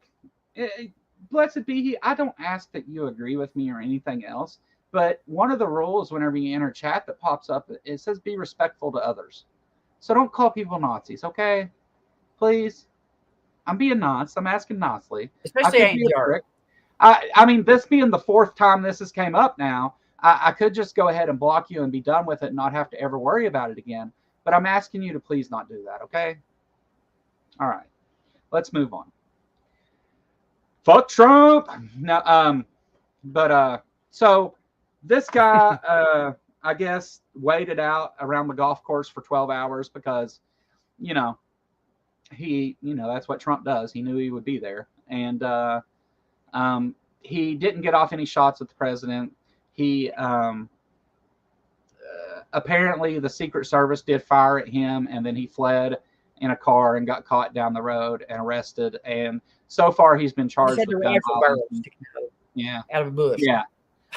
Like, he's obviously not a sniper, because any sniper knows that you don't do that. You back into wherever you're at, and it's anyway. No, we don't have to talk about that. But I'm sure nobody is hiring these idiots. These assassins. No, I mean, yeah, Joe Biden. They say Joe Biden hired both these people. I was like, what? Somebody needs to clip that. Somebody needs to clip it. He said that she likes my channel. Yeah, because she can derail easily. Yeah, I'm easily sidetracked into tangents about Nazis. Thanks. At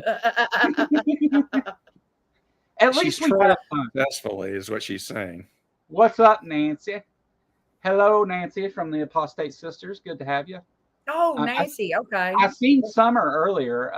I've been chatting with Summer a little bit, trying to get together and do some stuff, and with Nancy as well. Would love I have to. not Would been. love I to have have not you guys been on on. their channel much, so but Apostate Sisters is awesome, and they're funny. yeah, that's what I hear. But I've just got, Yeah. I just haven't been able to catch it. I've just got so many shows already I'm watching, and just And in a world of our little YouTube niche that is populated by a bunch of white guys, it's good to see two sisters, doing a podcast that is so awesome and funny. I see big things for you guys. You guys remind me of Stacy and Dee, the Stacy's Mom podcast. They're I love to see women on here having channels that are successful and stuff too. So good job, guys. And I appreciate it. she said we can play it soon, so that's good. Yeah. Just get with me. I love to talk to you. So we had that going on. Also, there's been a lot of this because Trump originally said that somehow Kamala Harris cheated during the debate because she knew the questions and things. She had earrings that were earphone were like Bluetooth earrings. Yeah, Bluetooth. Like there was hard questions, And she had the questions about the economy and border. Questions. I mean, if you said to me, "Do you want to have a presidential debate with Donald Trump?" The issues I would prepare for would be, let's see, the border, economics, trade. Be the same economy. issues as any if Well, he was debating anybody for president, actually, because they I mean, the same president. Yes, she knew what the questions were. Trump was a dipshit for not knowing what they were. Like, Trump thought the answer to every question was, "There's millions of people coming across the border and they're eating your dogs, and we got to do something about the dogs and cats that are getting eaten." And they're aborting babies after they're born. Rapists, murderers, asylum, Yeah, he thinks asylum seekers are people who have been allowed to let out of an insane asylum somewhere.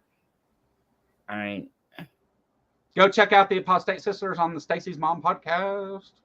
I had Stacy and Dee come on and visit here too as well early on in the channel, Nancy, and they're so great. They're a lot of fun, and just it's hard to not smile while talking to those two. I forgot about the transgender prison surgeries. Yes, I forgot about that. Oh yeah, right. Oh yeah, I forgot about that. St. G, I'm glad you reminded me of that because that was very important. So anybody who has ever been in the prison system knows that this is one of the craziest things ever, right? Okay, because you are lucky to get them to save you from dying. Well, I mean, it's not near as crazy as Trump. When he said that people were going to school and coming back in a few days, like he thinks that all kids go to boarding school. Because yes, be he. Because he thinks they're going to come back in a few days. If you send your kid off to school and they in public school and they don't come home that day, then you might want to look for them. Don't wait a couple of days. Okay. Trump has no idea how any of this shit works. He sends his kids away to private school where they live. That's why he thinks you need ID to buy bread. He has no idea how anything works. You buy cereal by the pound. He's never pumped gas. He's never bought groceries. He's never picked his kid up from school. Trump has no idea what any of this shit is. That's why he does that. He thinks you buy cereal by the pound. What in the Casey Anthony kind of parenting is that? Great, Maya. I love it. I mean, Trump has no idea how any of this works. And if you go to a presidential debate and you don't know what the questions are going to be, you probably shouldn't be there. So, BZ, we actually played a skit, video ago where J.D. Vance admitted that he made this up just to get the talk on to immigration. It was a fabricated story, intentionally fabricated. Yes, he admits they created the story. Because he's a dumbass. He said it was from a firsthand information from a constituent, when really what he meant was he read it on Facebook and it was talking about somebody's neighbor's son, daughter. But that aside, I mean, we know that Facebook is the bastion of truth in this world, right? Yes. That's where you go for your news and facts. Yeah. Because And they may be evil as shit, but they are dumb as rocks. So I think that's the only chance we have. I think other than people coming and telling me, hey, the Bible says a thing, I think that has to be one of the stupidest positions ever. I've seen it on Facebook. I saw on TV. I wish you had the skit of him saying, they're eating the dogs. They're eating the cats. They're eating the pets of the people that live there. Did you see the skit of the child going to school in the morning and then in the afternoon they came home and they, Who was that? Dressed as a girl when Was they that came on home? I don't know, but it was pretty funny. It had to be on like Jon Stewart or something. The Today Show. I mean, yes, you better leave Aunt Jer alone, B. I mean, you better leave Aunt Jer alone. Aunt Jer is like royalty. You start fighting with my mods, and they'll pull the trigger on you, B. Oh, B. He went to your channel. Is Aunt Jer mod over on your channel? On my channel, yes, but not on yours, I don't think. Or maybe yes on yours, but on mine, Aunt Jer is a mod. And anybody that was a mod and seeing that you're not, I had to kind of restructure the mod thing. If anybody wants to be a mod, just let me know, and we'll figure it out. Big Bad Mama, I don't care to make you a mod if you want to be one. I'm a good mod. Yeah. I would encourage you, if you want to be a mod, to go join my Discord server though as well, because there's a group in there of mods where I post stuff and things about things going on in the chat. Oh, okay. You don't have to do that. I'm just saying I recommend it. And PC is our head mod. PC is the head mod. Oh, yeah. Well, I love PC. So. Yeah. PC, you know what? I should do a whole show just about how great PC is, because everybody should. Everybody, actually. PC, I don't have anything that I can give you other than respect and admiration for what you do. But there's so many channels that you help out. And if there was still an Atheist of the Month award, we would have to give it to you, because you do a wonderful job, and I can't thank you enough. But anyhow, so Taylor Swift. She's the bee's knees. Yeah. I hate Taylor Swift. Taylor Swift's announcement that she was backing Trump, they now predict may have up to 750,000 Trump people. Backing Harris. Backing Harris. I'm sorry. I thought you were saying a joke or something. Don't start a rumor. I mean, it's been a wild day. Well, but he did put out a AI thing that said that she was endorsing him, but it was Swifties for Trump. Yeah, I mean, no, he had like some kind of endorsement thing, and he made it up. Yeah. So then, right before I hate. I mean, what 70-year-old president of the United States put "I hate"? Oh, come on. Trump is sitting on his golden toilet, surrounded by classified documents, sending hate tweets at 2:00 in the morning. You know it's true. Yeah, I got boxes piled up over his head. I mean, it's just like if we sat down if we all smoked a couple of joints and sat here and started trying to just create this scenario that we're going to live in 10 years, we could not even make up shit this crazy. Oh, I know. You couldn't. Yeah, that's the thing too, is they're like, oh, well, the libs are just hating on Trump. It's like, we couldn't come up with this shit if we wanted to. Like this is what real corruption and evil looks like. And we're responding in real time. It's not like we're going back in history to respond to this stuff. Yeah. Although Trump does say that he's better than Abraham Lincoln. Every day is something. Yeah. I mean, it's every day it's something new, and it needs to be confronted. It's like I don't even. Robin got some subs. I feel like the trying to stick the nice. finger in the pool in the hose poked in the pool. Yeah, but he's creating the holes, isn't he? Yeah. What? Yeah. So whenever we talk about like because there's America, the place and things, but when we talk about the idea, which is what kind of what we elect our political leaders to do, to keep everything, going right and to promote the American ideal that democracy is the best system of government and that, Some of us do. free and fair elections and the freedoms that we have in America make us an exceptional place. Now, I don't want to go overboard with American exceptionalism, but because I do think there's some issues there with certain Yeah, the things. fact that we're not number one at anything except like school shootings. Except for obesity and guns. Yeah, yeah. That's about So, but whenever we talk about Donald Trump as president, forget Project 2025 and all the crazy shit he says and the white supremacists that all support him, and forget all that for a minute. He was the president for 4 years. So let's just look at his record objectively. He had some of the worst numbers since the Great Depression in the economy and in jobs. And he failed at everything. His COVID response. Yeah. And he inherited an economy that was on 52 straight weeks of growth. Right. The day Barack that he Obama had done wonders with the economy and things. And he wants to point to gas prices. Okay, so we were in the middle of a pandemic, and so there was no demand for gas. Our economy operates on supply and demand. We have a huge supply of oil, but when everybody's restricted to staying in their houses, they're not using it. So you drop the price to try and encourage people to buy your product. That's how supply and demand works. Yeah, exactly. And forgive me, I can attest there was nobody on the road because I drove. Right.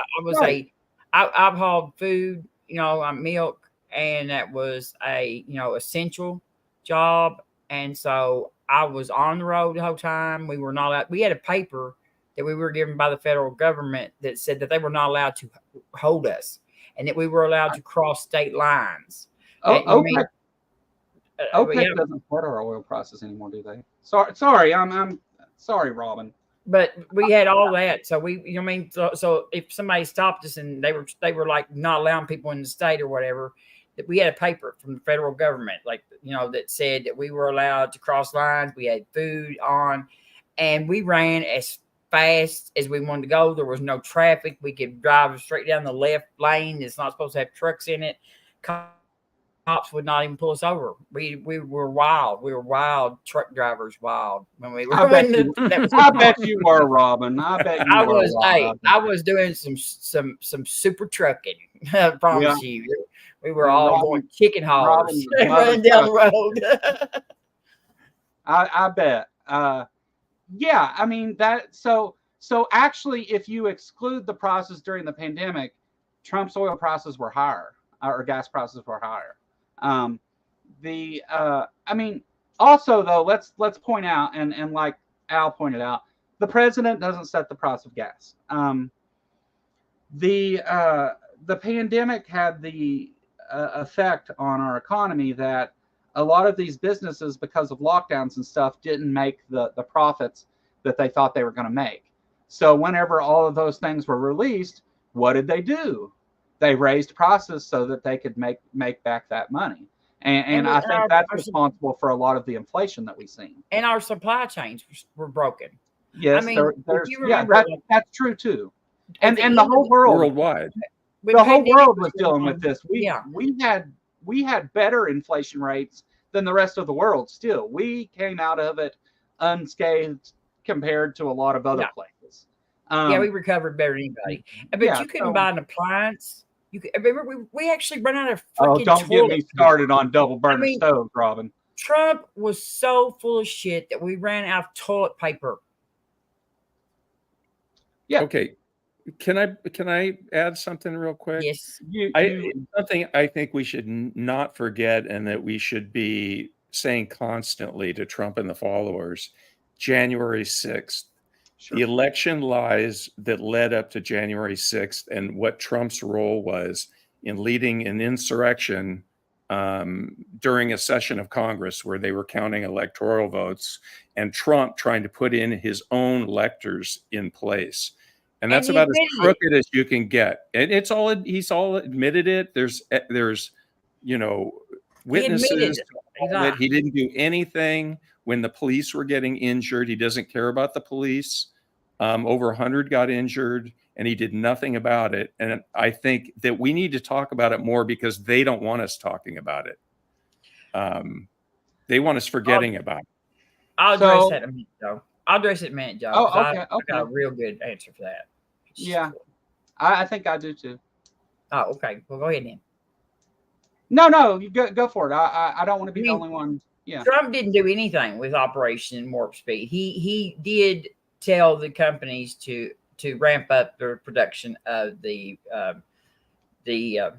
vaccines, but he also got pissed because he lost the election and didn't even bother to write up or draw up any kind of plan to actually get the vaccine out to the people who actually needed it. Because so when Biden took office, there was like a bunch of vaccine storage places that had tons of vaccines and no plan to even get them into people's arms.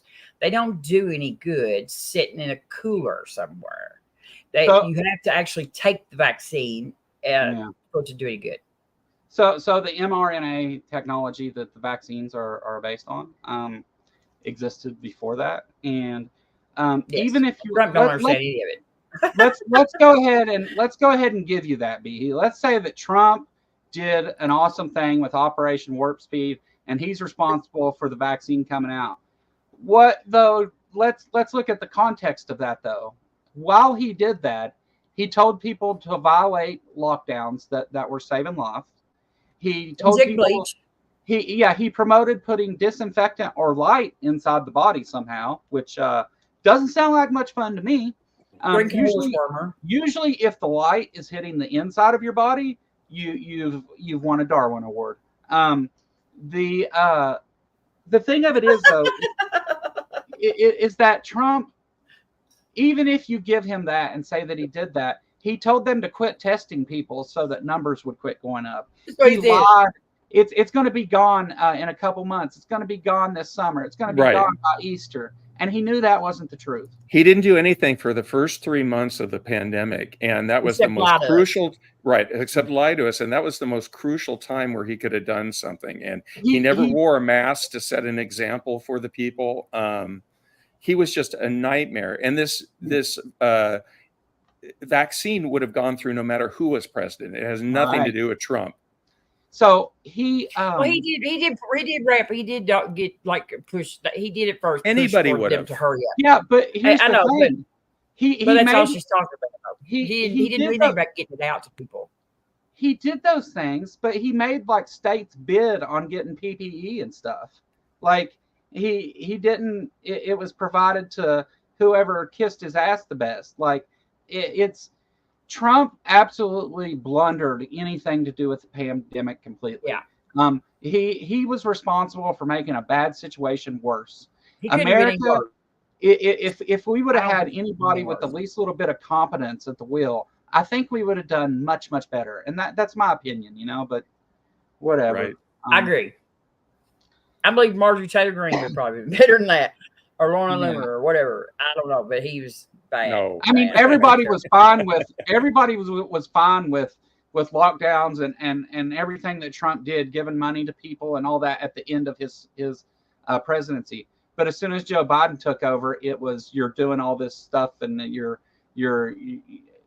tried to act like Joe Biden's the one that enacted all those things when it all happened under Trump. All three. I know. I hear that all the time about shutting down. We were shut down in 2020. Yeah, Guess Trump who was president in 2020? Yeah, you know what I mean, it wasn't bad. And then, he didn't even allow Biden. He didn't even do a transition team for Biden.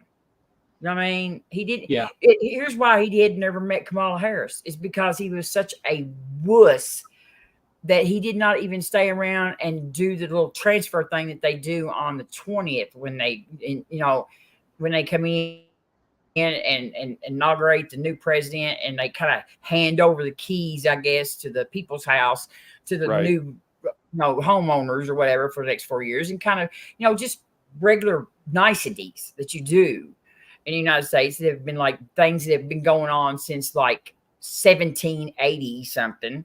Okay. And, but he decides, no, he's like, because he's a little child. He was an insurrectionist at that point. Yeah, well, I know, but he still he got mad and just flew, hard off because he wasn't even man enough. And they actually write each other letters. Like every president leaves the next president a letter in the Resolute desk, in the drawer of the Resolute desk. It's just a tradition. It's been going on for years. Right. And he did leave Biden a letter, I reckon. And Biden read it, and Biden never would tell nobody what it said, but he said that it was a very nice letter. That's all he ever said. You know what I mean? Joe Biden and Trump have talked a number of times civilly. Like Trump even said that after this latest assassination attempt that Joe Biden contacted him, and he was very nice and concerned, and said that he would send more Secret Service support his way. And he has more Secret Service than Biden does. Yeah, and that's what you call class, folks. That's what you call class. All right. I don't know what SEK currency is, but whatever it is, Deviant Outcast gave me 100 of them. Thank you, BBM. All of this other BS, eating pets, the laptop, Russia, gas prices, China, blah, blah, blah. It's China, blah, blah, blah. In my estimation, is nothing but misdirection campaign to take away from January 6th. Thank you, Deviant. I love you. Trump. I would like to erase Trump. I would like to smear Trump. Whatever. Make him go away. Thank you, Deviant Outcast. I really appreciate that. And I do agree with that a lot. And I'm glad that we had BBM on so that you could send that. What? No, but for real, Deviant Outcast has been on a couple of times and is a wonderful source to talk to about Egyptology. She's my friend. And also we got to do a show where we looked at her miniatures and stuff. And awesome. Yeah, OMG, right? That just awesome stuff. So we love Deviant over here. I was the one that kept saying, ask her to see her miniatures because they're just mind blowing. So I tell you what, this week I will do a members only stream. I do one every week for members, and if anybody wants to, any of the members want to come on and have an open panel and talk more about some of the political stuff to do with Trump and everything, I would love to have whoever wants to join. I make them open to everybody. And again, memberships are like 99 cents and up. So come join us and have the conversation. That's how we get to the bottom of these things, right? You got to talk about it. You can't just sit and be mad about it and pout. You got to get out there and have the conversations. If you may not, I don't have the power to change anything, but a closed mouth doesn't eat either. So, I'm going to talk about it. I'm going to put it out there. So come join me. It'll be fun. Anyway, I think we've been going for right out about 2 hours. I think this is a beautiful place to wrap it up for tonight. Any objections to that, anyone? Sounds good. Okay. Thanks for having me on. No, I love for you to come visit. And again, anyone else out there that wants to come do one of these political shows with us, we do this show alternating between Wednesday and Thursday every week because of Robin's work schedule. So we're on Thursday. Next week. Yeah, next week we'll be on Thursday, and then Wednesday again, then Thursday again, just like that. It's easy, okay, folks? So that's how alternating goes. Yeah, that's what alternating means. doing big things here at the Kentucky Atheists, aren't we?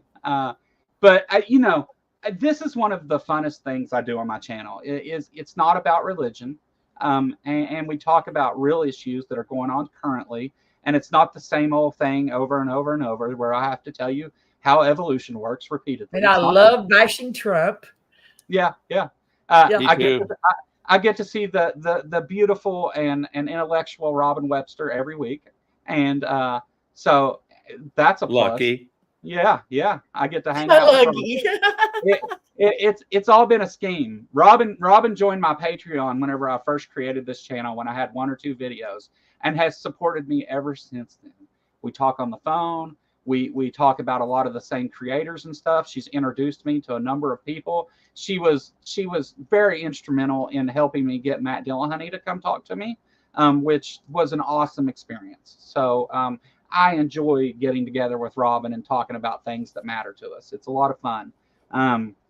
So anyway, we do this every week. I do other shows too, where we talk about religion and the harmful things to do with religion, and not just that, but I do a lot of correcting creationist ideas and things. So if you're interested in that kind of thing, come see me. I'm always willing to have honest conversations with anyone that wants to talk. So don't feel like it's just an echo chamber where we're talking to each other. You're welcome to come and say your piece. James Nordoff, $1.99. Trump only wants to stay out of prison. I agree completely. Right. I think that is. Yeah. I think that power and fear are his 2 motivating factors. And let me clear up. Be. I'll tell you what it means. Don't ask Maya, because she don't know. She don't know what I meant. I meant that like when Elon Musk goes to Mars, he should take Trump with him, and they should stay there forever. But he's 78 years old. He will not be with us forever, and I will have a wake that day when he's gone. It'll be like when I lost Rush Limbaugh. Send me a link to that Creation Myths PC if you want me to redirect to it, and I sure will. On Thursdays, I usually redirect to the transpositions, but since it's a Wednesday, if you send me a link, I will. I'll redirect everyone over there. But yeah, send him some Tic Tacs. That was funny as hell, wasn't it? Like, yeah, look, they're 2 different sides. This is inflation, folks. He said, I don't know if I got them with me or not, or something like that. No, I do. He got so excited because he had his Tic Tacs. I think he was making up for something else there, because Stormy Daniels told us about that, right? So nobody's implying dangerous things. He's upset about the little Tic Tacs. Saying you want someone to go away isn't dangerous, be he. Look, now, why go we being Maya were nice? Now she's like, yeah.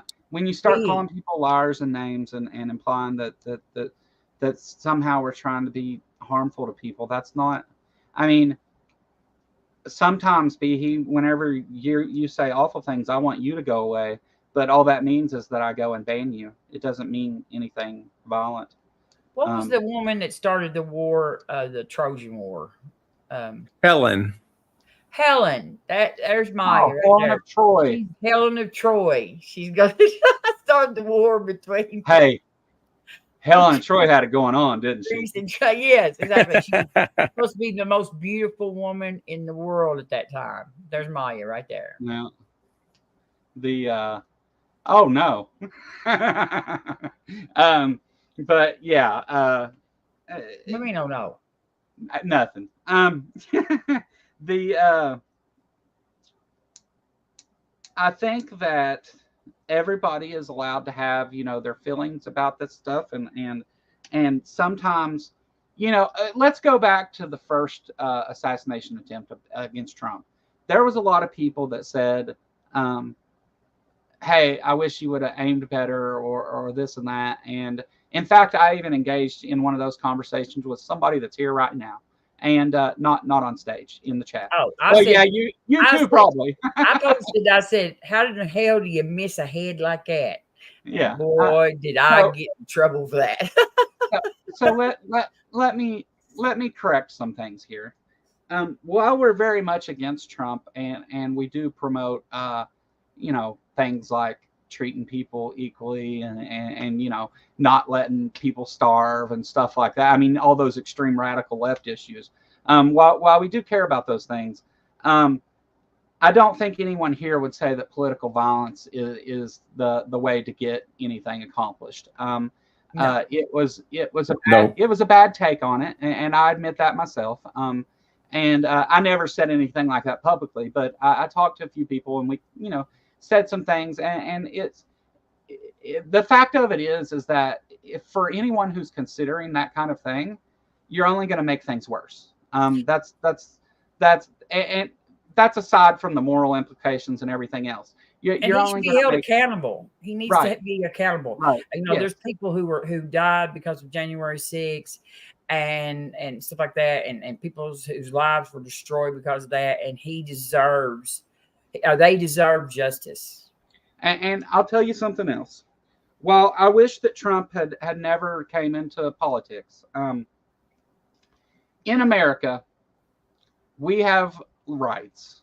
And those rights say that you get to vote, and people are nominated, and people get to vote. And you're free to vote for whoever you want to vote for. And that's the truth of it. So when I come here, very often, I do wish that people would vote blue. But my message is register to vote, everybody. Taxes created. That's what tariffs are, but let's be taxes created out of thin air. Where do you think taxes come from, Behe? And they're supported by. They have a creator. Where do you think they come from? I mean, I think our money comes out of thin air. It's a fiat money system. That's how it works. I mean, that's what tariffs are. Yeah. Come on. Tariffs are a kind of tax. She is not proposing any taxes on anybody unless you make over $400,000 a year. Do you make over $400,000 a year? I don't. Didn't Trump add $8 trillion to the debt? The national debt was Trump's. Yeah. $8 trillion. I mean, his tariffs damn near put our United States farmers in bankruptcy, every one of them. I mean, that he like the tariffs that he they just damn near destroyed the United States farming business. Yeah. He had to bail out the farmers no time because of his tariffs. I mean, it's just stupid. Why is it? Sorry. He doesn't know what he's doing. He doesn't know what he's doing at all, and he thinks he does. And the only thing more dangerous than a dumbass is a dumbass who thinks he's a genius, and that's what Trump is. Why is it, I think blessed be he, we could agree on some things like, treat others as you would have them treat you. Yes, it is true. I mean, I think we would agree on that. But then whenever it comes to politics, all of a sudden people want to support someone that wants to not treat other people equally, wants to do them harm, wants to make them not exist. I mean, we had the first death in Georgia because of the abortion bans that they've put in place. A lady went to the emergency room for care, and they wouldn't treat her, and she died. I mean, is that what we want? 28-year-old mother. Is that what we want to see happen in our country? Is that what you want for other women, Behe? To if you have problems with your pregnancy, you just die? I mean, like, what? And she had already had the abortion in another state. All she needed was the tissue that didn't come out with abortion pills, because she got abortion pills. Yeah. And so it wasn't even a fetus in there. And since it was related to abortion, they wouldn't treat her. I mean, like, it's and that's what they'll do to all of us. It's sickening. I mean, you're going to let someone sit and die of septicemia because Look, of. He couldn't be more wrong about more things if she tried. And I'm not the host of the show, but I've never seen a person more wrong about more things than that person is. And I'm going to say it because I don't have to be polite. No, you don't. Yeah, no, I bring you here for your wonderful wisdom and input, Big Bad Mama. Unanimous. It's unanimous, Behe. Hey, me and Big Bad Mama are tied together indefinitely. We both kind of hit 1,000 subs at about the same moment, and we're pushing for each other to get there. And Big Bad Mama over on his channel does amazing videos and things. And you've done Kent Hovind, and Trump. You've talked about other things than Kent Hovind, but you've done a lot of Kent Hovind material, and I think it's a good thing to show the absurdity of those things. And I think that's where where you're coming from in most of your videos is I want to show you this absurd thing. Look at this. Yeah. And I think that's a good thing to do. I'm going to talk about Kent here pretty soon. But we'll get there. You should have BBM on for that, because BBM knows Kent pretty well. Sure. I'm around. I'm around whenever you guys want. That's a Kent Hovind expert right there. Yeah. I've got a lot going on right now, so planning things has been way down my list of priorities. But you know, I'm always here when I'm supposed to be here, right? Like I'm here on Sundays, and we do our political show during the week, and I do a member stream every week, and I still do all those things. But I will definitely I would definitely like to do something with you though, Big Bad Mama. Cool. You and I have talked together a number of times, and had great conversations, and been part of panels that were both good and also Dumpster fires. Yeah. We've seen both sides of that, and I feel like whenever I've talked to you, like over on Missing Mod or something, a lot of times you are so good at coming in and saying, you not just being the voice of reason, but getting people to calm down and say, hey, you know, maybe you need to think about this other thing. And you always jump in right at the right moment to get everybody to calm down and be kind. And I think that's an awesome skill that you've got there. So much respect to you, Joe. Appreciate that. Yeah, he's respected by most everybody over there. And you're not bad on the kazoo either. I mean, there's, you know, like most everybody over there respects him, you know, except for like Diane, or somebody Lupin. like that. Yeah, Lupin. But you know, like Miss Maud does, and Mark and Gigi, and even Father Charles and stuff, and Aiden. Holy pretty much. BBM is our grown up in the room. There's nothing good in there, Bhe. The only good thing about it is the period. You can watch your ass with the pages. I mean, you can. I mean, some good things in there. 900 pages of fucking toilet paper. That's what's good. You can find. You know, I mean, you can dig through a pile of chicken shit, and you know, you're not ever going to find a piece of gold. So that's, yeah, you. This is one of those things. The right has such horrible authoritarian plans for the United States, and they try to dress it up. And this is the analogy that I've made before. I've read it. You can take a turd and polish it up real shiny and put a fancy jacket and hat on it and whatever and make it look pretty, spray some perfume on it, get it all proper and everything, and that's fine. And you can take it out and everybody can say, oh, look at that pretty, beautiful person. But you know what you got at the end of the day, Behe? A piece of shit. Trump. Yeah.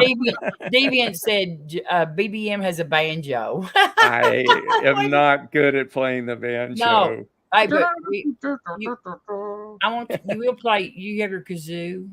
I can play guitar.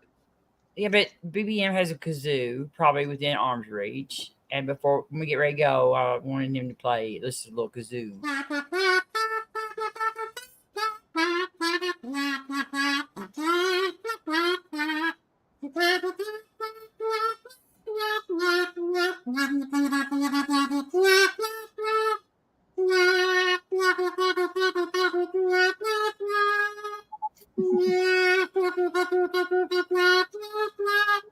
You recognize that? No. But yeah, I'm the most. That was Afternoon Delight. Oh yeah, I do see it now. Afternoon Delight. Yeah, I do see it now. That was for me, wasn't it? That was for you. That was for you, Robin.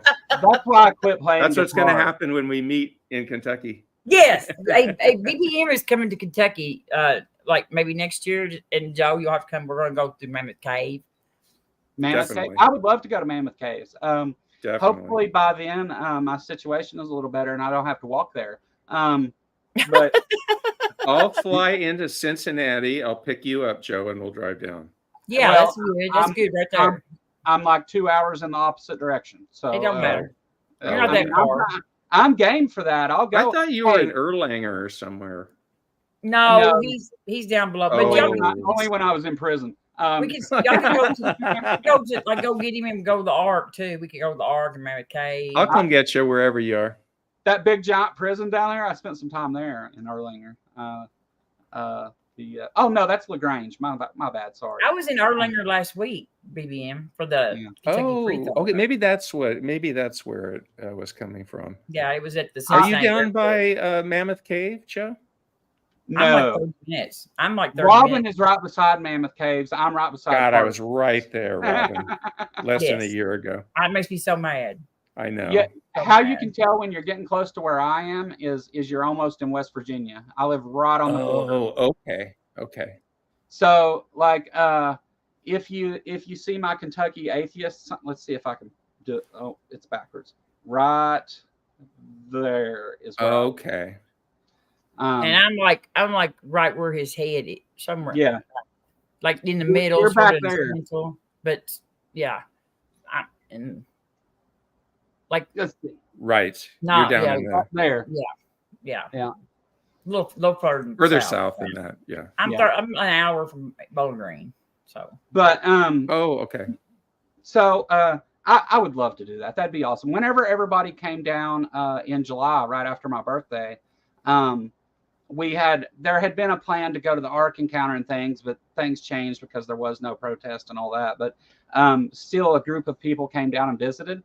We went to Carter Caves, and they took my big ass on like a mile hike through the woods uphill and tried to kill me. But it was still an awesome weekend. I got to meet Will, who a lot of you don't Trees. know, and Trees came. Oh, and, nice.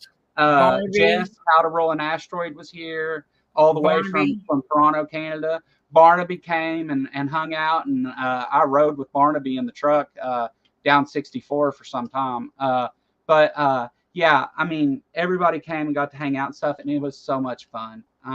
It was really Big Man Mama. We are planning on having a protest next year, though, right, Joe? yes. I mean, a big protest because Okay. like Joe. So that would be like in Joe's got resources. July. That'd be in July. Yeah. Okay. It'll be the so here's the deal. The Ark Encounter was opened on 7/7 to go with Genesis 7/7, and they did that on purpose. And so the Kentucky or is it Tri-State Free Thought, they are the ones in the past that have set it up and had the signs and the stage and all that stuff. Well, I have talked to them. I've talked to Jim, who is part of that, the head of it, president, and he has offered to let me have all of those resources in order to set up the protest, and said that they would even give us some free passes and stuff to go through, and so we can go in without paying and giving Ken any money, and give the signs and the stage, and even said that he would put up his house afterwards for us to have an after party at. So I am definitely going to do that. I'm working on getting together a couple people that are better at event planning than me, because you know, I do, but I need help with that. So anybody, as we get a little closer, closer to Christmas or so, we'll really put that in gear. So if anybody's interested in helping organize that, or wants to provide any, volunteer in any way, whether it be sending out messages or emails or coming and actually helping set up or whatever, get a hold of me, and we would love to have you. I'm also looking at, by that time, I hope that things are straightened out. I'm looking at actually flying in a couple of speakers for I was that. gonna say, I'd say we can probably get some pretty good speakers after that. Well, I'm going to offer to fly Aaron Raw in, and Wow. a couple other people. They haven't accepted. I'm just saying that's what I'm willing to do in order to set it up.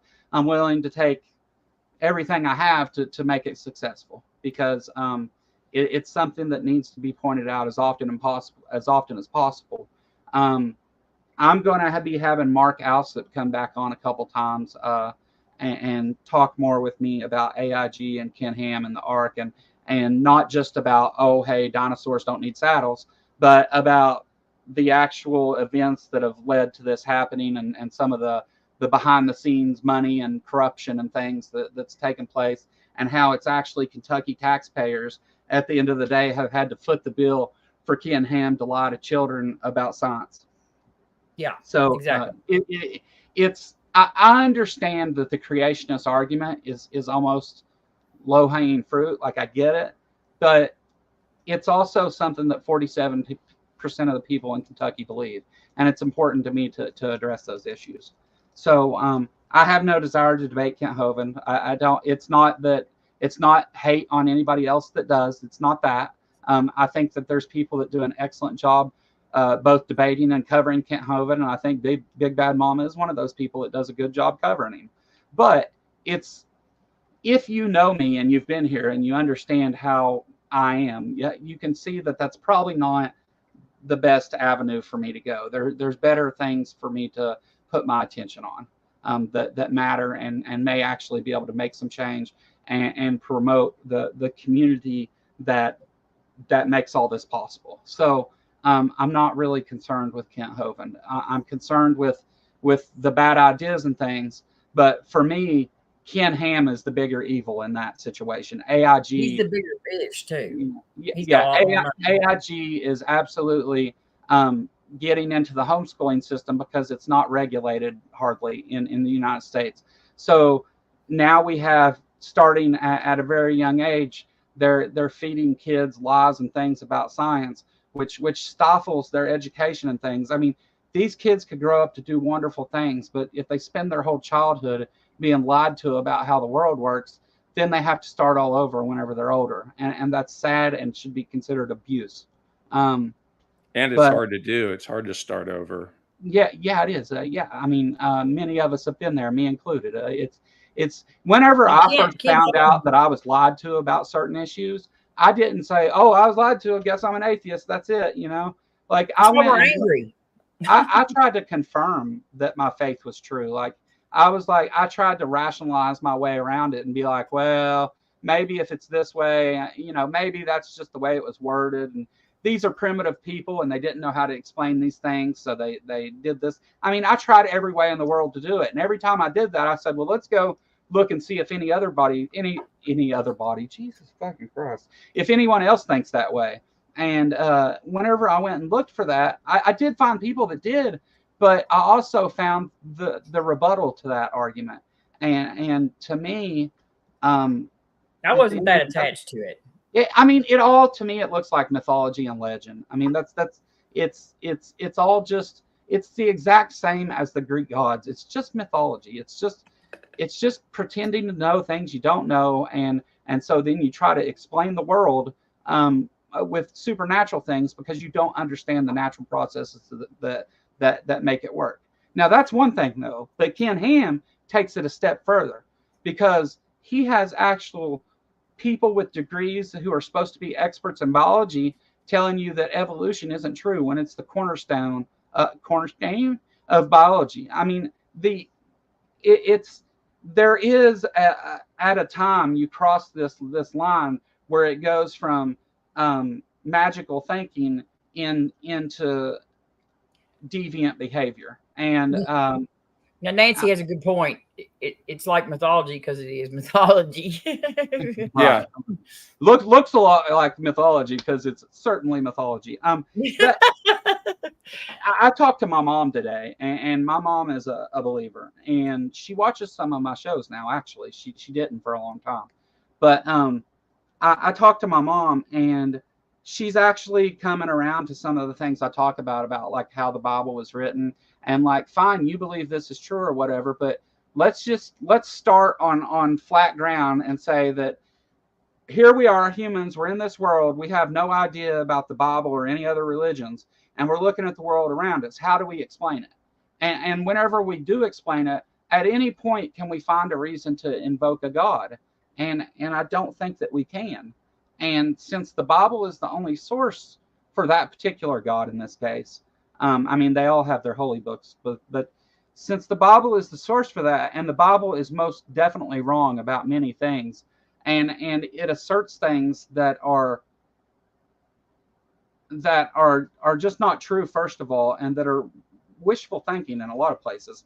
but it's all picked up from earlier stories and the writing style. There's a lot to go on there, and historical issues and all that. But at the end of the day, what you have is rather than using science, which looks at the world and says, I'm looking at this thing, what makes it work? That's not how religion works. Religion, on the other hand, says, here's how the world works. Now, how do we shoehorn God into that explanation? You know, no matter how you explain the world, they want to work backwards and put God in it. And it's shameful, and it's a sad state of affairs, honestly. And it's holding back human flourishing, which from a humanist perspective, I think is wrong. So I'm going to continue doing what I do. I don't know why I went on that. I got a little bit and brought her for her to get her. Oh, good kitty. All right. I got two upstairs that are like they're like these crazy wild animals. House full of pussy. I can't let those other two out because they're kittens, but they scare this one to death. She would go hide under the bed because she thought she was the only cat. Actually, she probably thinks she's a dog because she spent all her time with Hope, so she probably thinks she's a dog. And so she does not like those other kittens. They're just wild. I mean, they just like make all this noise and stuff up there, but they're in the upstairs rooms. That's all. I don't let them out with her. I don't know. I've got to get them to used to each other sometime or other, but I don't know how. Joe, that was well said, by the way. Thank you. Yes. Thank you. I mean, I agree about Ken Ham being more influential than Kent Hovind. I just think Kent Hovind is wackier and more entertaining to cover. Oh, sure. And that's the reason I cover him, because it's for my own entertainment as well as for, you know. But see, here's the thing, Big Bad Mama. The way that you do it makes that clear, right? I can watch your content and I know that's where you're coming from. I know that you're like, look at this craziness. Whereas I also know that you might be familiar with geology just a little bit, right? So as a geologist. So I also think that the way you do your videos shows that you're not actually taking him seriously most of the time, that it is an entertainment thing. And I think that's where Kent Hovind, I think that describes Kent Hovind a lot. So no, again, there's been people that hate on ones that cover Kent Hovind or debate him and this stuff. And the thing of it is if we quit talking to Kent Hovind or talking about him, that doesn't make him quit. I mean, no, his material is still out there in the world. Yeah. And he's going to continue preying on homeless people to bring him to his cult in the woods of Lenox, Alabama. Like, it's and awful things are happening there. And if we're not talking about those things, I mean, it's obvious from, and this is one of my big problems with Ken Hovind, by the way, but it's obvious from the actions of him enabling a child abuser that if left unchecked, a lot of awful things would go on at DAL, I think. If people weren't watching and scrutinizing him, I think that it would be a lot worse than it is. So I agree. By covering Kent Hovind and challenging him and putting all this stuff that happened out there publicly, we're actually trying to reduce the harm and things that goes on, even if it's not by changing someone's mind about creation. Yeah, it's just illuminating the things that are going on there and letting him know that we know what's going on there, what has gone on there. So that he's a little bit more apprehensive when he invites his pedophile friends to his compound. Exactly. He loves BBM. Yeah. Yeah. Well, you know, I've met him, so. Yeah. I discovered BBM years ago on AJ's channel, back when AJ's channel was small. Big Bad Mama was in the comments a lot over there. And I remember that. I wasn't talking in the comments, but AJ would do live streams and show your comments on stream a lot. And I remember some of your takes on it there, and it was really good. So I was glad to see that you had made a channel and was putting out content and stuff. And I know you and AJ were taught for a while. I don't know now. I mean, I'm not. I'm guessing you are. Yeah, no, AJ really helped me, and I still talk to him, and I consider AJ a friend. So Yeah, Me he's too. like, AJ's part of our little community over there. AJ has AJ and I have a lot of things in common, and so we've talked about those things, and I've supported like his art and stuff that he's doing, and AJ's been here a couple times and talked. So I really I like AJ, and AJ's gave me some pointers and things, and been critical when I needed people to be critical about what I'm doing. Like, and isn't that the difference in all these things, though, right? Like, I want people to come be critical of me, but Christians freak out anytime you're critical of their beliefs. I don't know. Kind of We says know something. we had a good one. We had a good one today. So yeah. Oh yeah. And what was it? What BBM kept saying? It's your what'd you say? Security blanket. He kept Oh, calling that's it right. security Yeah, that's blanket. right. And he had that one dude so mad. So Oh, they were mad I called God a security blanket, but I love I getting really over did. there. I really would like that guy and Bruce to like have a discussion. They would be screaming at each other in no time, wouldn't they? yeah. I love getting over there and hanging out with you guys, especially whenever you do streams over on Missy Mod. I like to go over there and hang out and talk with you guys sometimes. But, like, there's also been some.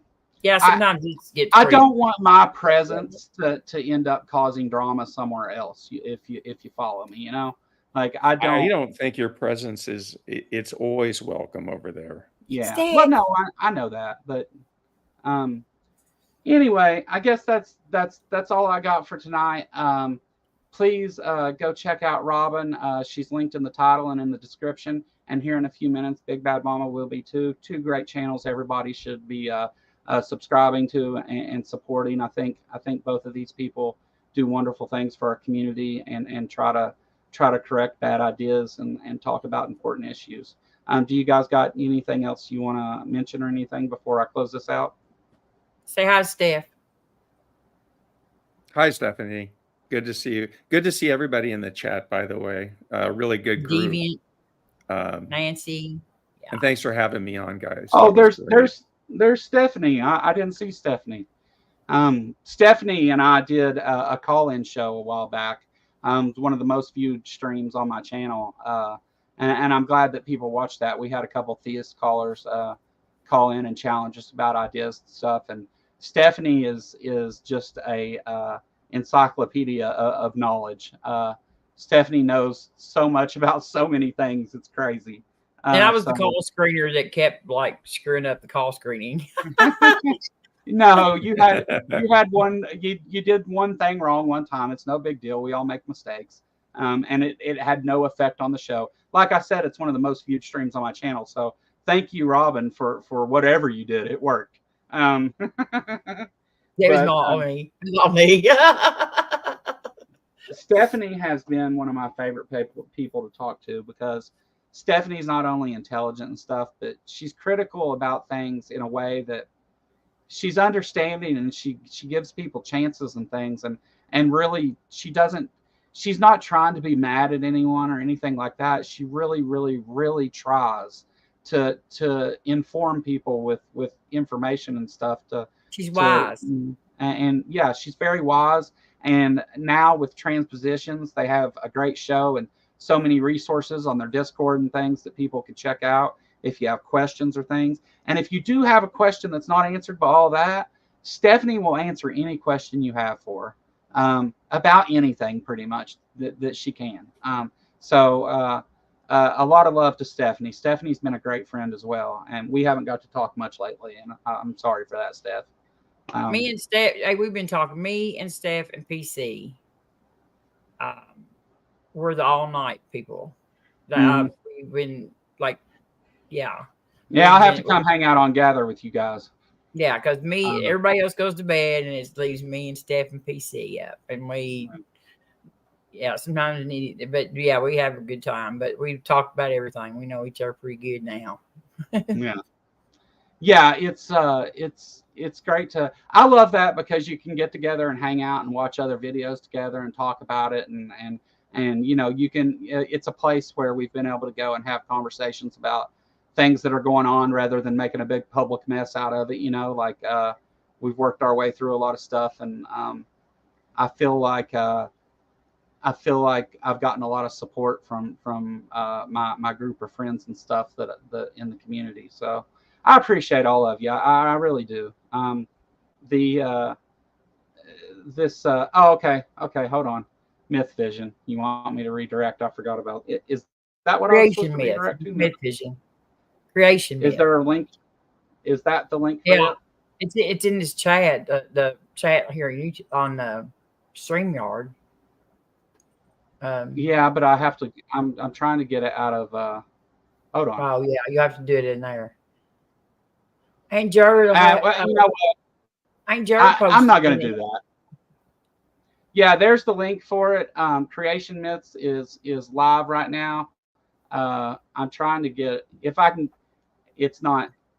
YouTube's being an asshole and not giving me the chat's not updating.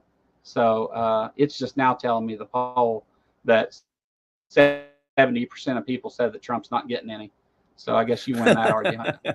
Look, But I told you. I can't believe that guy said 3 times a day. 4. 4 times a day. He's probably bladder. Everybody. His bladder don't work that many times, let alone the rest of his.